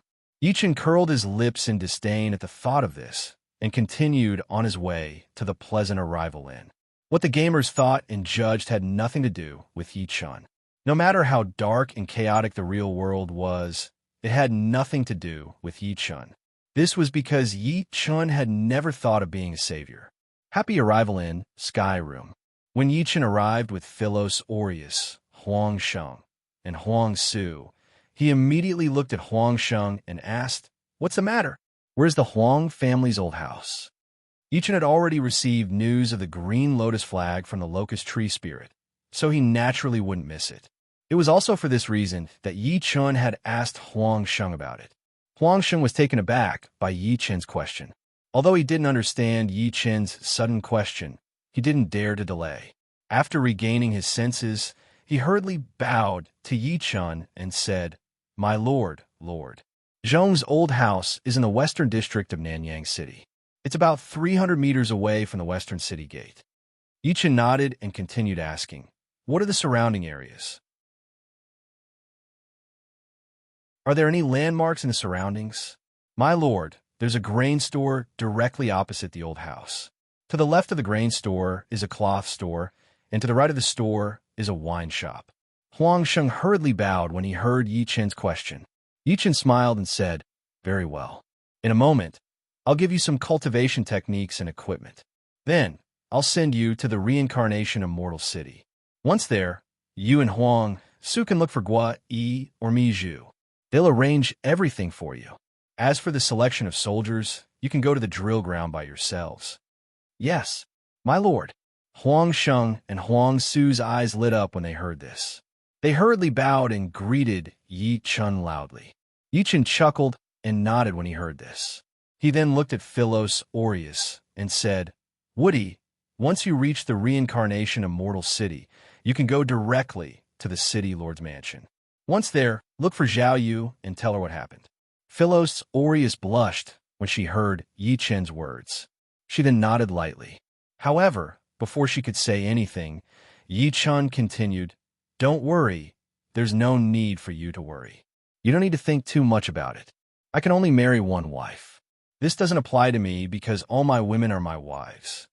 Philos Aureus was stunned when she heard this. Huang Sheng and Huang Su were also stunned. They never imagined that their lord, Yi-chan, who was about to marry the Great Han Empire's Princess Zhaoyang and Princess Changel, would actually say such words. What was a wife? That was the wife of the head of the family, the wife who was officially married. Yi-chan's words, "All my women are my wives," were a huge shock to Huang Sheng, Huang Su, and even Philos Aureus. After all, the status of a concubine couldn't be compared to that of a wife. If they had to choose, Huang Sheng and Huang Su would definitely hope that Philos Aureus would be Yi-chan's wife and not Yi-chan's concubine. Philos Aureus would definitely be the same. However, this was something that they felt to be simply impossible. After all, Yi-chan was about to marry the Great Han Empire's princess, Zhaoyang, and Princess Changel of the Great Han Empire tomorrow. Even if Yi-chan fell in love with Philos Aureus at first sight and liked Philos Aureus to the extreme, it was still impossible for him to make Philos Aureus his wife. Who would have thought that the result would be completely out of their expectations? Their lord, Yi-chan, had actually said, "All my women are my wives." How could this not shock Huang Sheng, Huang Su, and Philos Aureus? After regaining his composure, Huang Sheng hastily looked at Yi-chan and then bowed to Yi-chan. "Your Highness, it is already a great fortune for Woody to become your Highness' concubine. Your Highness must not offend His Majesty because of Woody. Unless your Highness wants to unify the world, you must not do this." "Father-in-law, you're overthinking it. I am merely stating the decision that I have already announced. Naturally, I would not announce this matter to the public right now, Yi Chen said with a smile when he heard this. If Yi Chen were to announce that all his women were his wives, he would immediately incur the wrath of Lu Hong. After all, Yi Chen's actions were the same as slapping Lu Hong in the face. Moreover, it was a resounding slap. It would be strange if Lu Hong wasn't angry. And to Yi Chen, who was wholeheartedly scheming to seize the heaven fortune of the Three Kingdoms novice region, this was not a good thing. Hearing this, Huang Sheng was stunned for a moment before letting out a long sigh. However, he immediately froze. After regaining his composure, Huang Sheng hastily bowed. Your Highness, this form of address. Yi Chen couldn't help but smile and say, it's fine. Since the marriage has already been decided, we are one family. It is only right for me to call you father-in-law. There is no need for father-in-law to feel conflicted over this. Huang Sheng's heart immediately warmed when he heard this. He then looked at Philos Aureus, who had recovered from her shock and was now blushing with joy. He said, Woody, when we go to the Samsara, immortal city, get along well with the matriarchs. Don't throw a tantrum.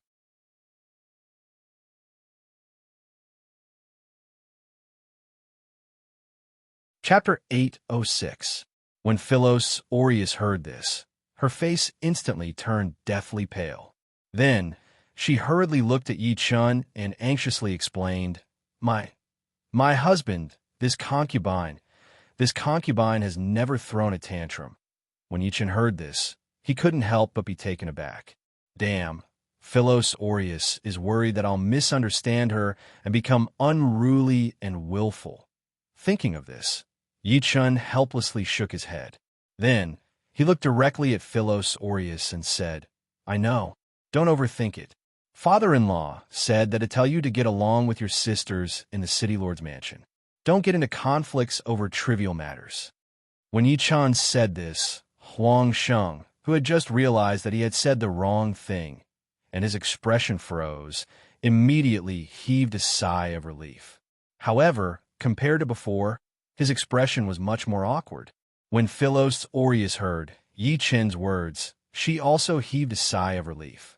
After carefully looking at Yi Chen, she lowered her head and timidly said, This concubine thanks my husband for understanding. Philos Aureus suddenly became nervous and afraid because of Huang Sheng's advice. This was something that couldn't be helped. After all, this was the Three Kingdoms. A married woman obeys her husband was the standard of the entire era. If Yi Chen really thought that Philos Aureus was unruly and willful, then Philos Aureus would very likely be disliked by Yi Chen. After all, not many men like their women to be unruly and willful. And Philos Aureus thought so. Otherwise, Philos Aureus wouldn't have suddenly become so anxious. When Yi Chen heard Philos Aureus's words, he couldn't help but smile. Then he said, It's not a big deal. Look at how nervous you are. Don't be like this in the future. Yes, husband. Philos Aureus blushed and hurriedly replied. When Yi Chen heard this, he chuckled and nodded his head. Then, he looked at Huang Sheng, whose old face was filled with embarrassment, and Huang Su, who was standing at the side with his head lowered, as if he had not heard or seen anything. I have a chaos-level cultivation method. It's called Green Lotus Sword Arts. I'm going to teach it to you now. Are you willing to learn it? When Yi Chen finished speaking, Huang Sheng and Huang Su were both stunned. They had never heard of chaos-grade cultivation method, so they naturally did not know what a chaos-grade cultivation method represented. Of course, this did not hinder their judgment. To be more precise, the Green Lotus Sword spell that their lord Yi Chen mentioned was definitely not simple. Otherwise, Yi Chen would not have specifically mentioned the Green Lotus Sword spell. After regaining their senses, Huang Sheng and Huang Su looked at each other, then simultaneously bowed to Yi Chen and said, Lord, we have not done anything. My lord, we haven't done anything yet. It's not suitable for us to accept your reward. Huang Sheng and Huang Su naturally knew the benefits of a good cultivation method. However, they could not accept it casually because they were not the only generals in Reincarnation Immortal City. If they accepted it and the other generals heard about it, there was an 80 to 90% chance that they would be dissatisfied with them.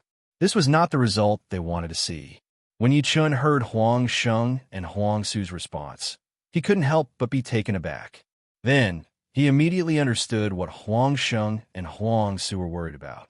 After regaining his senses, Yi Chun couldn't help but smile. Then, he said, "My cultivation method is only for my loyal followers. My cultivation technique will only be imparted to my loyal followers. It doesn't matter whether they've succeeded or not.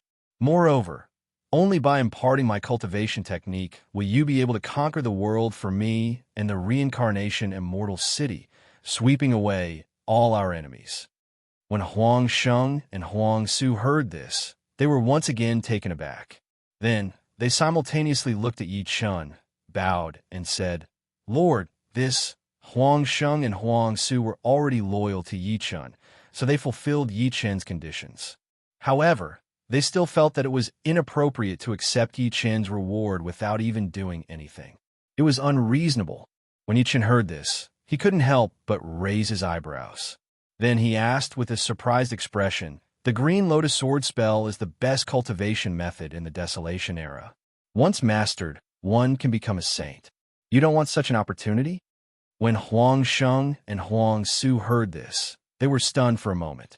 Then their eyes widened.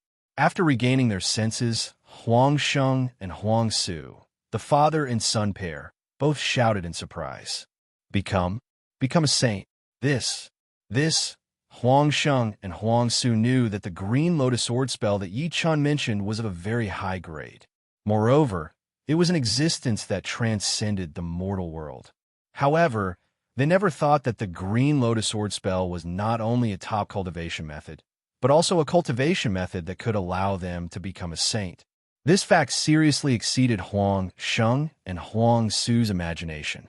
How could they not be stunned? How could they not be shocked? When Yi Chun heard this, he glanced at the indescribably shocked Huang Sheng and Huang Su. Then, he chuckled and nodded and said, "That's right, become a saint." When Huang Sheng and Huang Su heard this, they both took a deep breath. After exhaling a long breath, they looked at each other.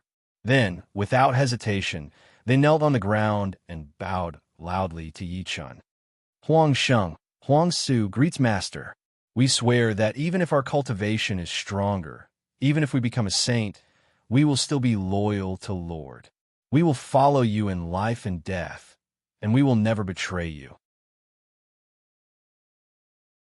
If we violate this oath, our body and soul will vanish, and heaven and earth will punish us." Although Huang Sheng and Huang Su didn't want to make Yi Chun's subordinates unhappy, they also didn't want to miss out on this opportunity. Affirming the Tao and becoming a saint was not something that could be compared to being a high-ranking official, a general, or an emperor. It was also because of this reason that Huang Sheng and Huang Su abandoned their previous stubbornness without hesitation and chose to accept Yi Chun's inheritance. Of course, accepting was accepting, but they couldn't just accept it like receiving a reward, where they could only express their gratitude. After all, what Yi Chun gave them was a cultivation method. Moreover, it was a cultivation method that could allow them to become a saint. This was the same as passing down the Tao. Therefore, they had to acknowledge him as their master. Even if one of them was Yi Chun's father-in-law and the other was Yi Chun's brother-in-law, they still had to acknowledge him as their master.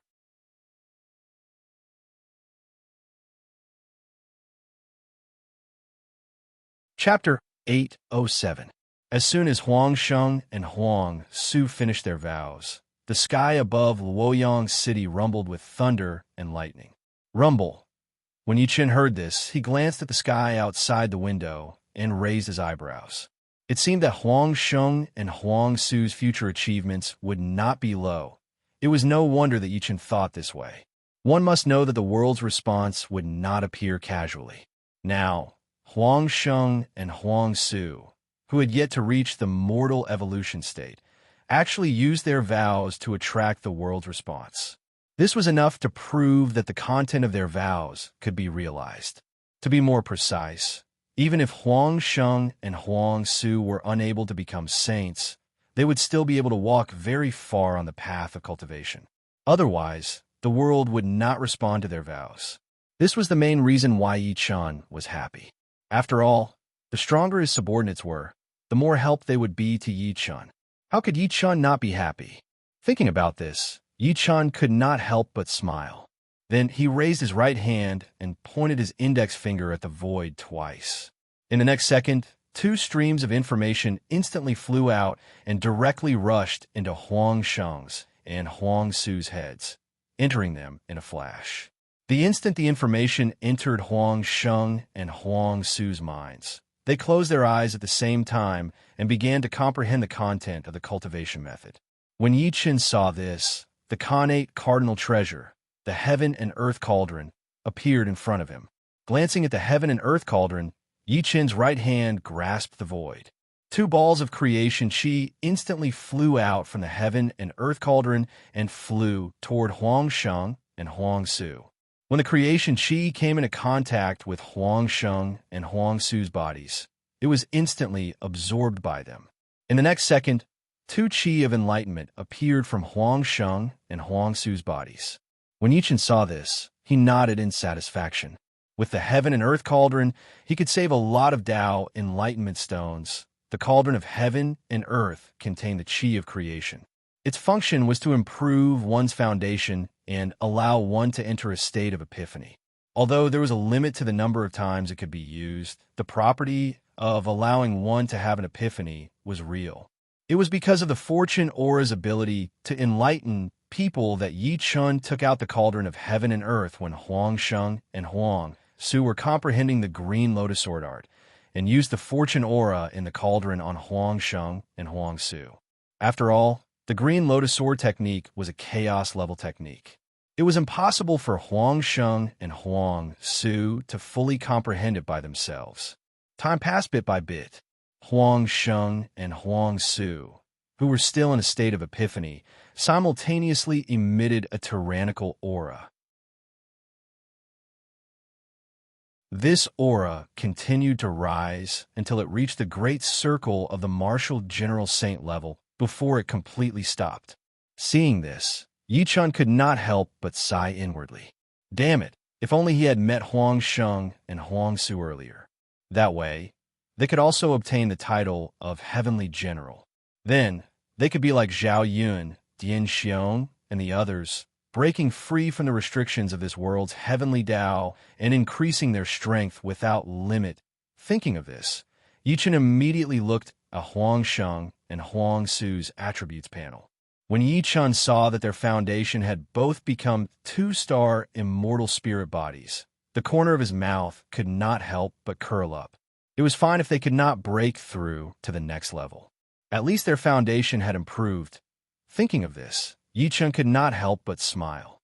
At this moment, the sound of sword aura filling the air rang out one after another. Then, it rapidly increased in number and strength. It was caused by the green sword aura emitted from Huang Sheng and Huang Su's bodies. Seeing the green lotus sword aura emitted from Huang Sheng and Huang Su's bodies, Yi Chen nodded in satisfaction. The speed of comprehension of the green lotus sword technique was very fast. Not bad, not bad. After the time it took to drink a cup of tea, the green lotus sword aura emitted from Huang Sheng and Huang Su's bodies disappeared without a trace. At the same time, Huang Sheng and Huang Su, who had just awoken from their state of enlightenment, opened their eyes simultaneously. In the next second, Huang Sheng and Huang Su looked at Yi Chen together. Then, they solemnly bowed and said, "Thank you, Master, for your help." When they first started to comprehend the green lotus sword technique, they clearly felt that the green lotus sword technique was difficult to comprehend. Originally, both of them thought that there was no hope for them to comprehend it. Who would have thought that Yi Chen would make a move and allow them to enter a state of enlightenment? In the end, they completely comprehended the green lotus sword technique. It could be said that without Yi Chen's help, they would not have been able to comprehend the green lotus sword technique. It was also because of this that Huang Sheng and Huang Su did not hesitate to thank Yi Chen after they finished comprehending. Hearing this, Yi Chen chuckled and nodded his head. Then, with a wave of his right hand, 2 magic artifact level long swords, 2 spiritual artifact level armors, and a spiritual artifact level longbow appeared in an instant. They flew directly in front of Huang Sheng and Huang Su. Looking at the magic artifact level long swords, spiritual artifact level armors, and spiritual artifact level longbows that flew in front of them, Huang Sheng and Huang Su were both stunned. Then, their eyes widened at the same time. They had never seen spirit artifacts or Dharma treasures before, but they could feel the powerful pressure emitted by the spirit artifacts and Dharma treasures. Equipment that could emit pressure was obviously not something from the mortal world. It was also because of this that Huang Sheng and Huang Su were stunned on the spot. Yichen glanced at the stunned Huang Sheng and Huang Su. He pointed at the equipment floating in front of them and said, "That's right. Drip your blood on it, and you'll be able to recognize it as your master." "Thank you, master, for your gift." After hearing this, Huang Sheng's and Huang Su's eyes lit up. Then, they simultaneously bowed toward Yichen and said loudly. Their words were filled with gratitude. It could not be helped. Yichen had given them too much. They could not help but be moved. After saying this, Huang Sheng and Huang Su bit their index fingers without hesitation and dripped their blood onto the equipment in front of them. In the blink of an eye, the 6 pieces of equipment disappeared without a trace. Seeing this, Yichen smiled slightly.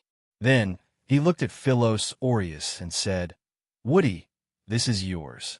After saying this, Yichen pointed his right index finger at Philos Aureus and tapped it twice. In an instant, 2 streams of information appeared and surged towards Philos Aureus. The moment they touched Philos Aureus, they disappeared without a trace. After receiving the 2 streams of information, Philos Aureus was stunned.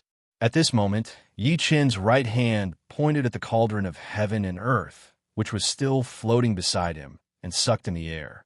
In the next second, a cloud of fortune energy flew out and was slapped by Yichen into Philos Aureus's body. Calm your heart and use your heart to comprehend. Don't think too much about other things. After Yichen said this, Philos Aureus, who had been shocked by Yichen's gift of 2 cultivation techniques, immediately came back to her senses. Then, her heart was filled with sweetness. In the next second, Philos Aureus looked at Yichen affectionately and replied sweetly, "Yes, husband." After saying this, Philos Aureus closed her eyes. Soon, a mysterious aura appeared on Philos Aureus's body and became stronger and stronger. Philos Aureus also entered a state of enlightenment and began to comprehend the Green Lotus Sword technique and the Chaos Talisman. Previously, Yichen had given these 2 cultivation techniques to Zhao Yu, Chan Wan, Kaima Huang Wan Mi Zhen, and the 5 Zhen sisters. Now that Philos Aureus had become Yichen's woman, Yichen naturally would not favor one and discriminate against the other.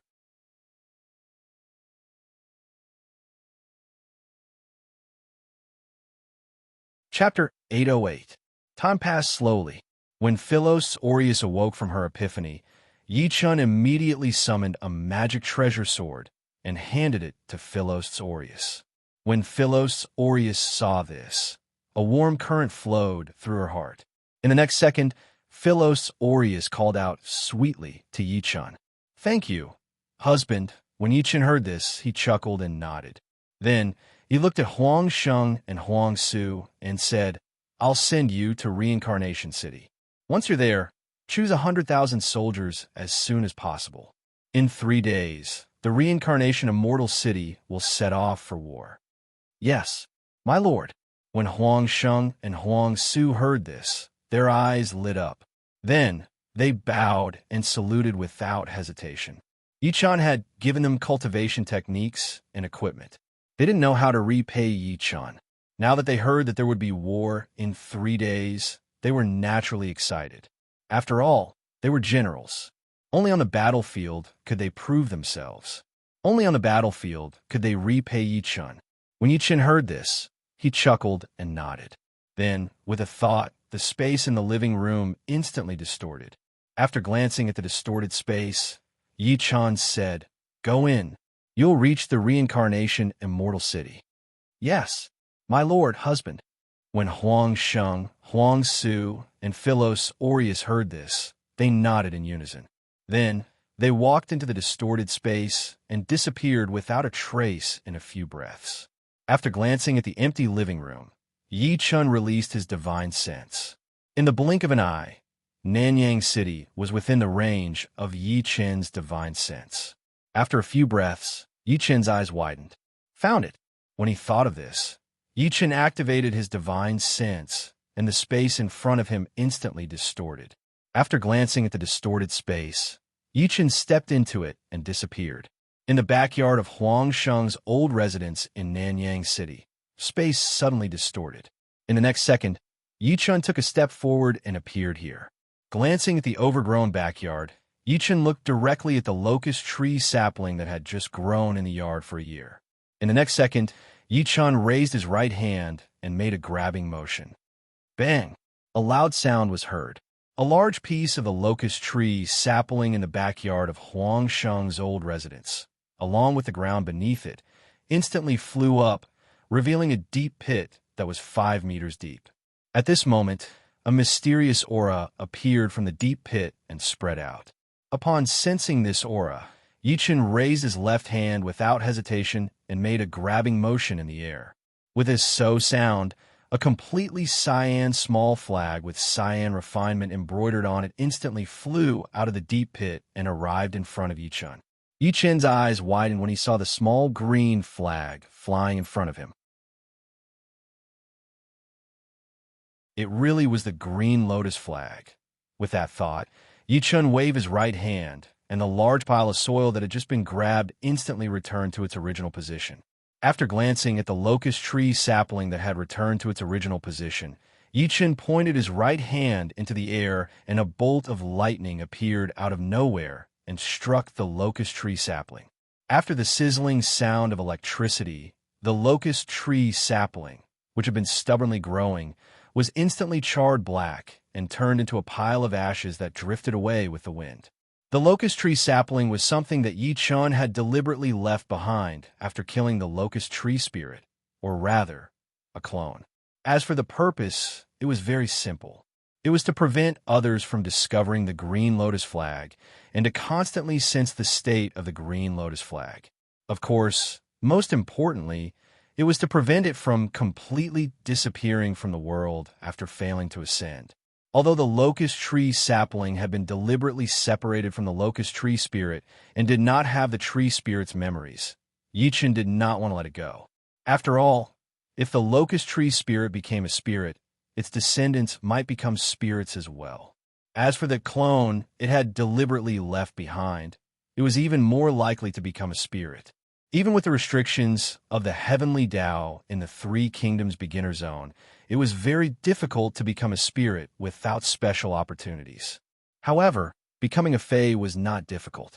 Yi Chen did not want to leave such an unstable factor behind and allow it to grow. Then, it would have the opportunity to develop and run to the primordial world to seek revenge on Yi Chen. After all, Yi Chen would soon unify the world and ascend. When that happened, Yi Chen would not be able to pay attention to the beginner zone, much less return to it. Yi Chen curled his lips in disdain as he glanced at the locust tree sapling that had been completely destroyed by the lightning. Then, with a thought, a drop of essence blood was instantly forced out by Yi Chen and dripped onto the green lotus flag in his left hand.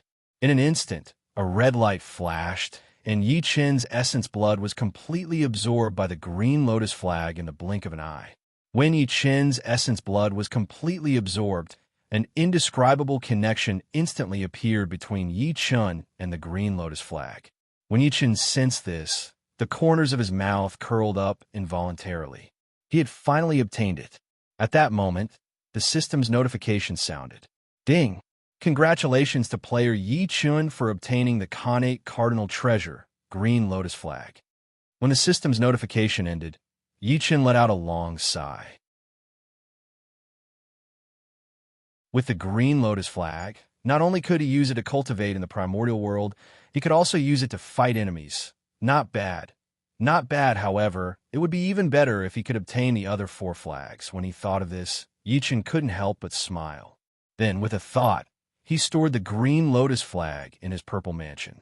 Yichen glanced at the green lotus flag in his purple mansion, along with the Godslayer, the Treasurefall coin, the 5-element spirit pearl, the cosmic bow, the sky-shaking arrow, and the purple gold red gourd. Then, with a thought, the space in front of him instantly distorted. In the next second, Yichen took a step into the distorted space and disappeared from there. Luoyang City, Yuelian Sky Room.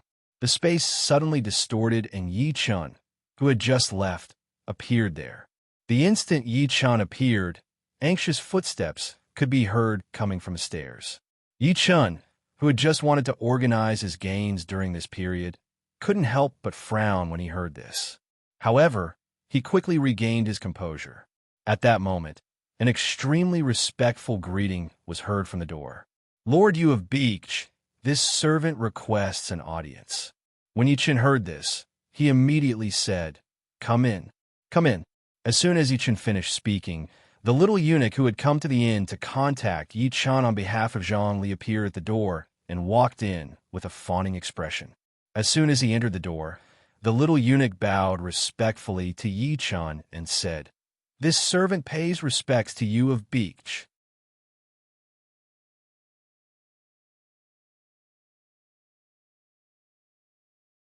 Chapter 809. Hearing this, Yichen glanced at the respectful eunuch and asked with a chuckle, "What's the matter? Why are you in such a rush?" "You of Beach, your highness, the prince consort's residence has already been tidied up.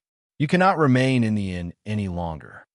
The eunuch immediately smiled flatteringly and bowed.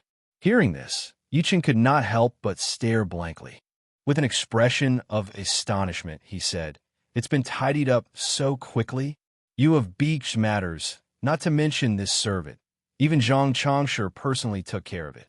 He supervised the craftsmen throughout the day for fear of delaying you of Beach's wedding and angering you of Beach." The eunuch immediately smiled and spoke with a fawning expression. Hearing this, Yichen once again stared blankly. Full of sorrow, he sighed. Who would have thought that this prince's wedding would not only trouble Eunuch Wang, but also trouble Zhang Changsher? This prince is truly moved, truly moved. You of Beach, listen what you are saying. To be able to work for you of Beach is this servant's duty. Even Zhang Changsher will be happy to do so. The eunuch immediately smiled and spoke with incomparable flattery. Hearing the eunuch's incomparably fawning words, Yichen laughed and said, "No matter what Eunuch Wang has done for you of Beach, this prince will remember everything that Eunuch Wang and Zhang Changsher have done for this prince. Tomorrow, at the grand banquet, would Eunuch Wang not mind attending the wedding banquet?" Tomorrow was the day that Yichen would marry Princess De Qiao and Princess Changle Xiao Qiao. At that time, he would definitely invite guests, or perhaps all of the officials and generals of the court. In such an occasion, a young eunuch was not qualified, regardless of status or position. However, Yichen had invited him. In fact, he wanted to use this matter to tell Zhongli that Yichen and the eunuchs were on the same line. That was the case in the past, in the present, and in the future. Yichen had no choice but to do this. After all, the Dongde Rebellion and the dukedom struggle had yet to begin. Yichen still needed Zhongli to serve Yichen in the imperial court. To be more precise, Yichen wanted Zhongli to continue fighting against those civil and military officials who were hostile to Yichen, such as He Jin. In this way, Yichen could peacefully wait for Dongda's chaos and the start of the warlord struggle. If Yichen directly revealed his true attitude, then not only would Zhongli not continue to help Yichen, but he would also turn around and scheme against Yichen. This result was not what Yichen wanted to see. It was also because of this point that Yichen said that he deliberately invited a young eunuch despite knowing that his status was not high enough. When a young eunuch heard this, his eyes suddenly lit up and he bowed without hesitation. "Many thanks to you, Lord Beach, for the invitation. This servant will definitely come." The young eunuch naturally knew that his status was not high enough to attend the wedding of Yi Chun, the son-in-law of the great Han Empire.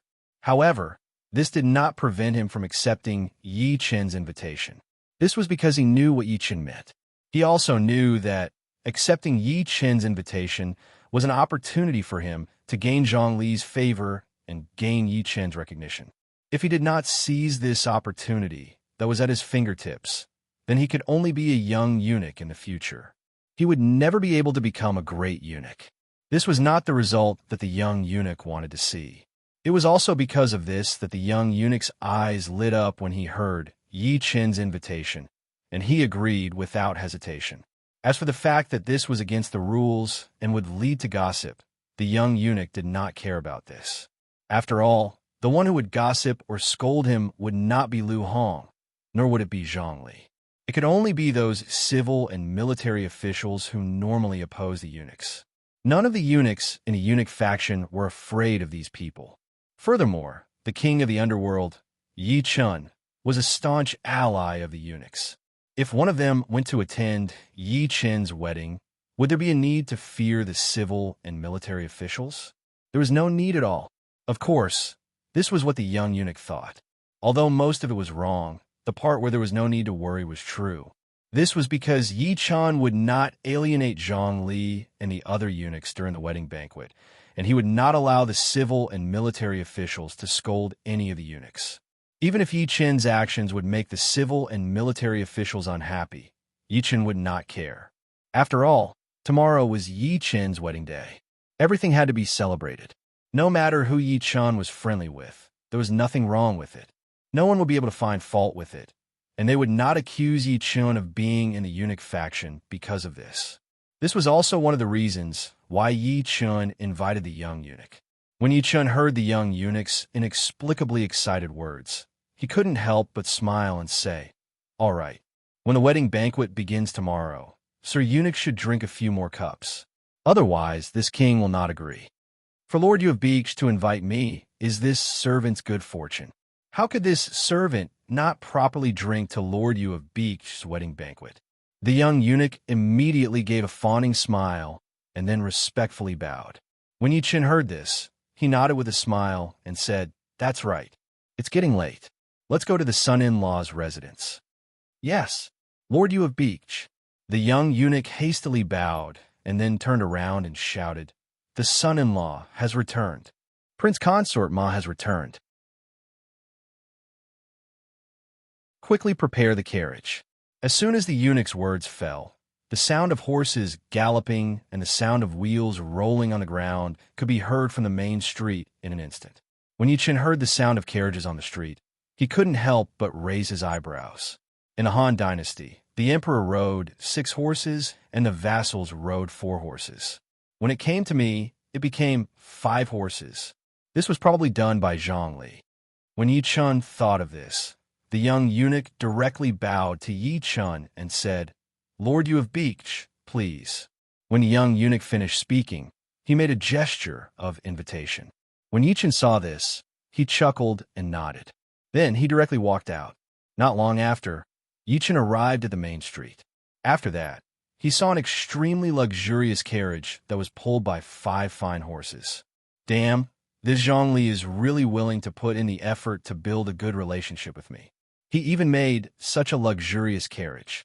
When Yi Chun thought of this, a group of 200 imperial guards knelt on one knee with a bang and then bowed in unison. "We pay our respects to Lord you have beached."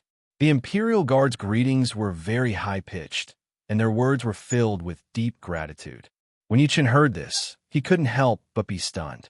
Then, he realized that these imperial guards were the ones who had been on duty in the imperial palace a few days ago, when Li Mu Bai's soul had possessed Lu Xie and created the regicide and usurping the throne drama. At that time, if Yi Chun hadn't appeared in time to save Lu Hong and plead for mercy for the imperial guards on duty, these imperial guards would have most likely been executed. Most of these people's aptitudes were A, and some were even S rank. It was really a F asterisk king waste for them to be Lu Hong's imperial guards. You're tuning into the Warrior Lore YouTube channel. Don't forget to subscribe and join us on this journey to catch the most captivating stories.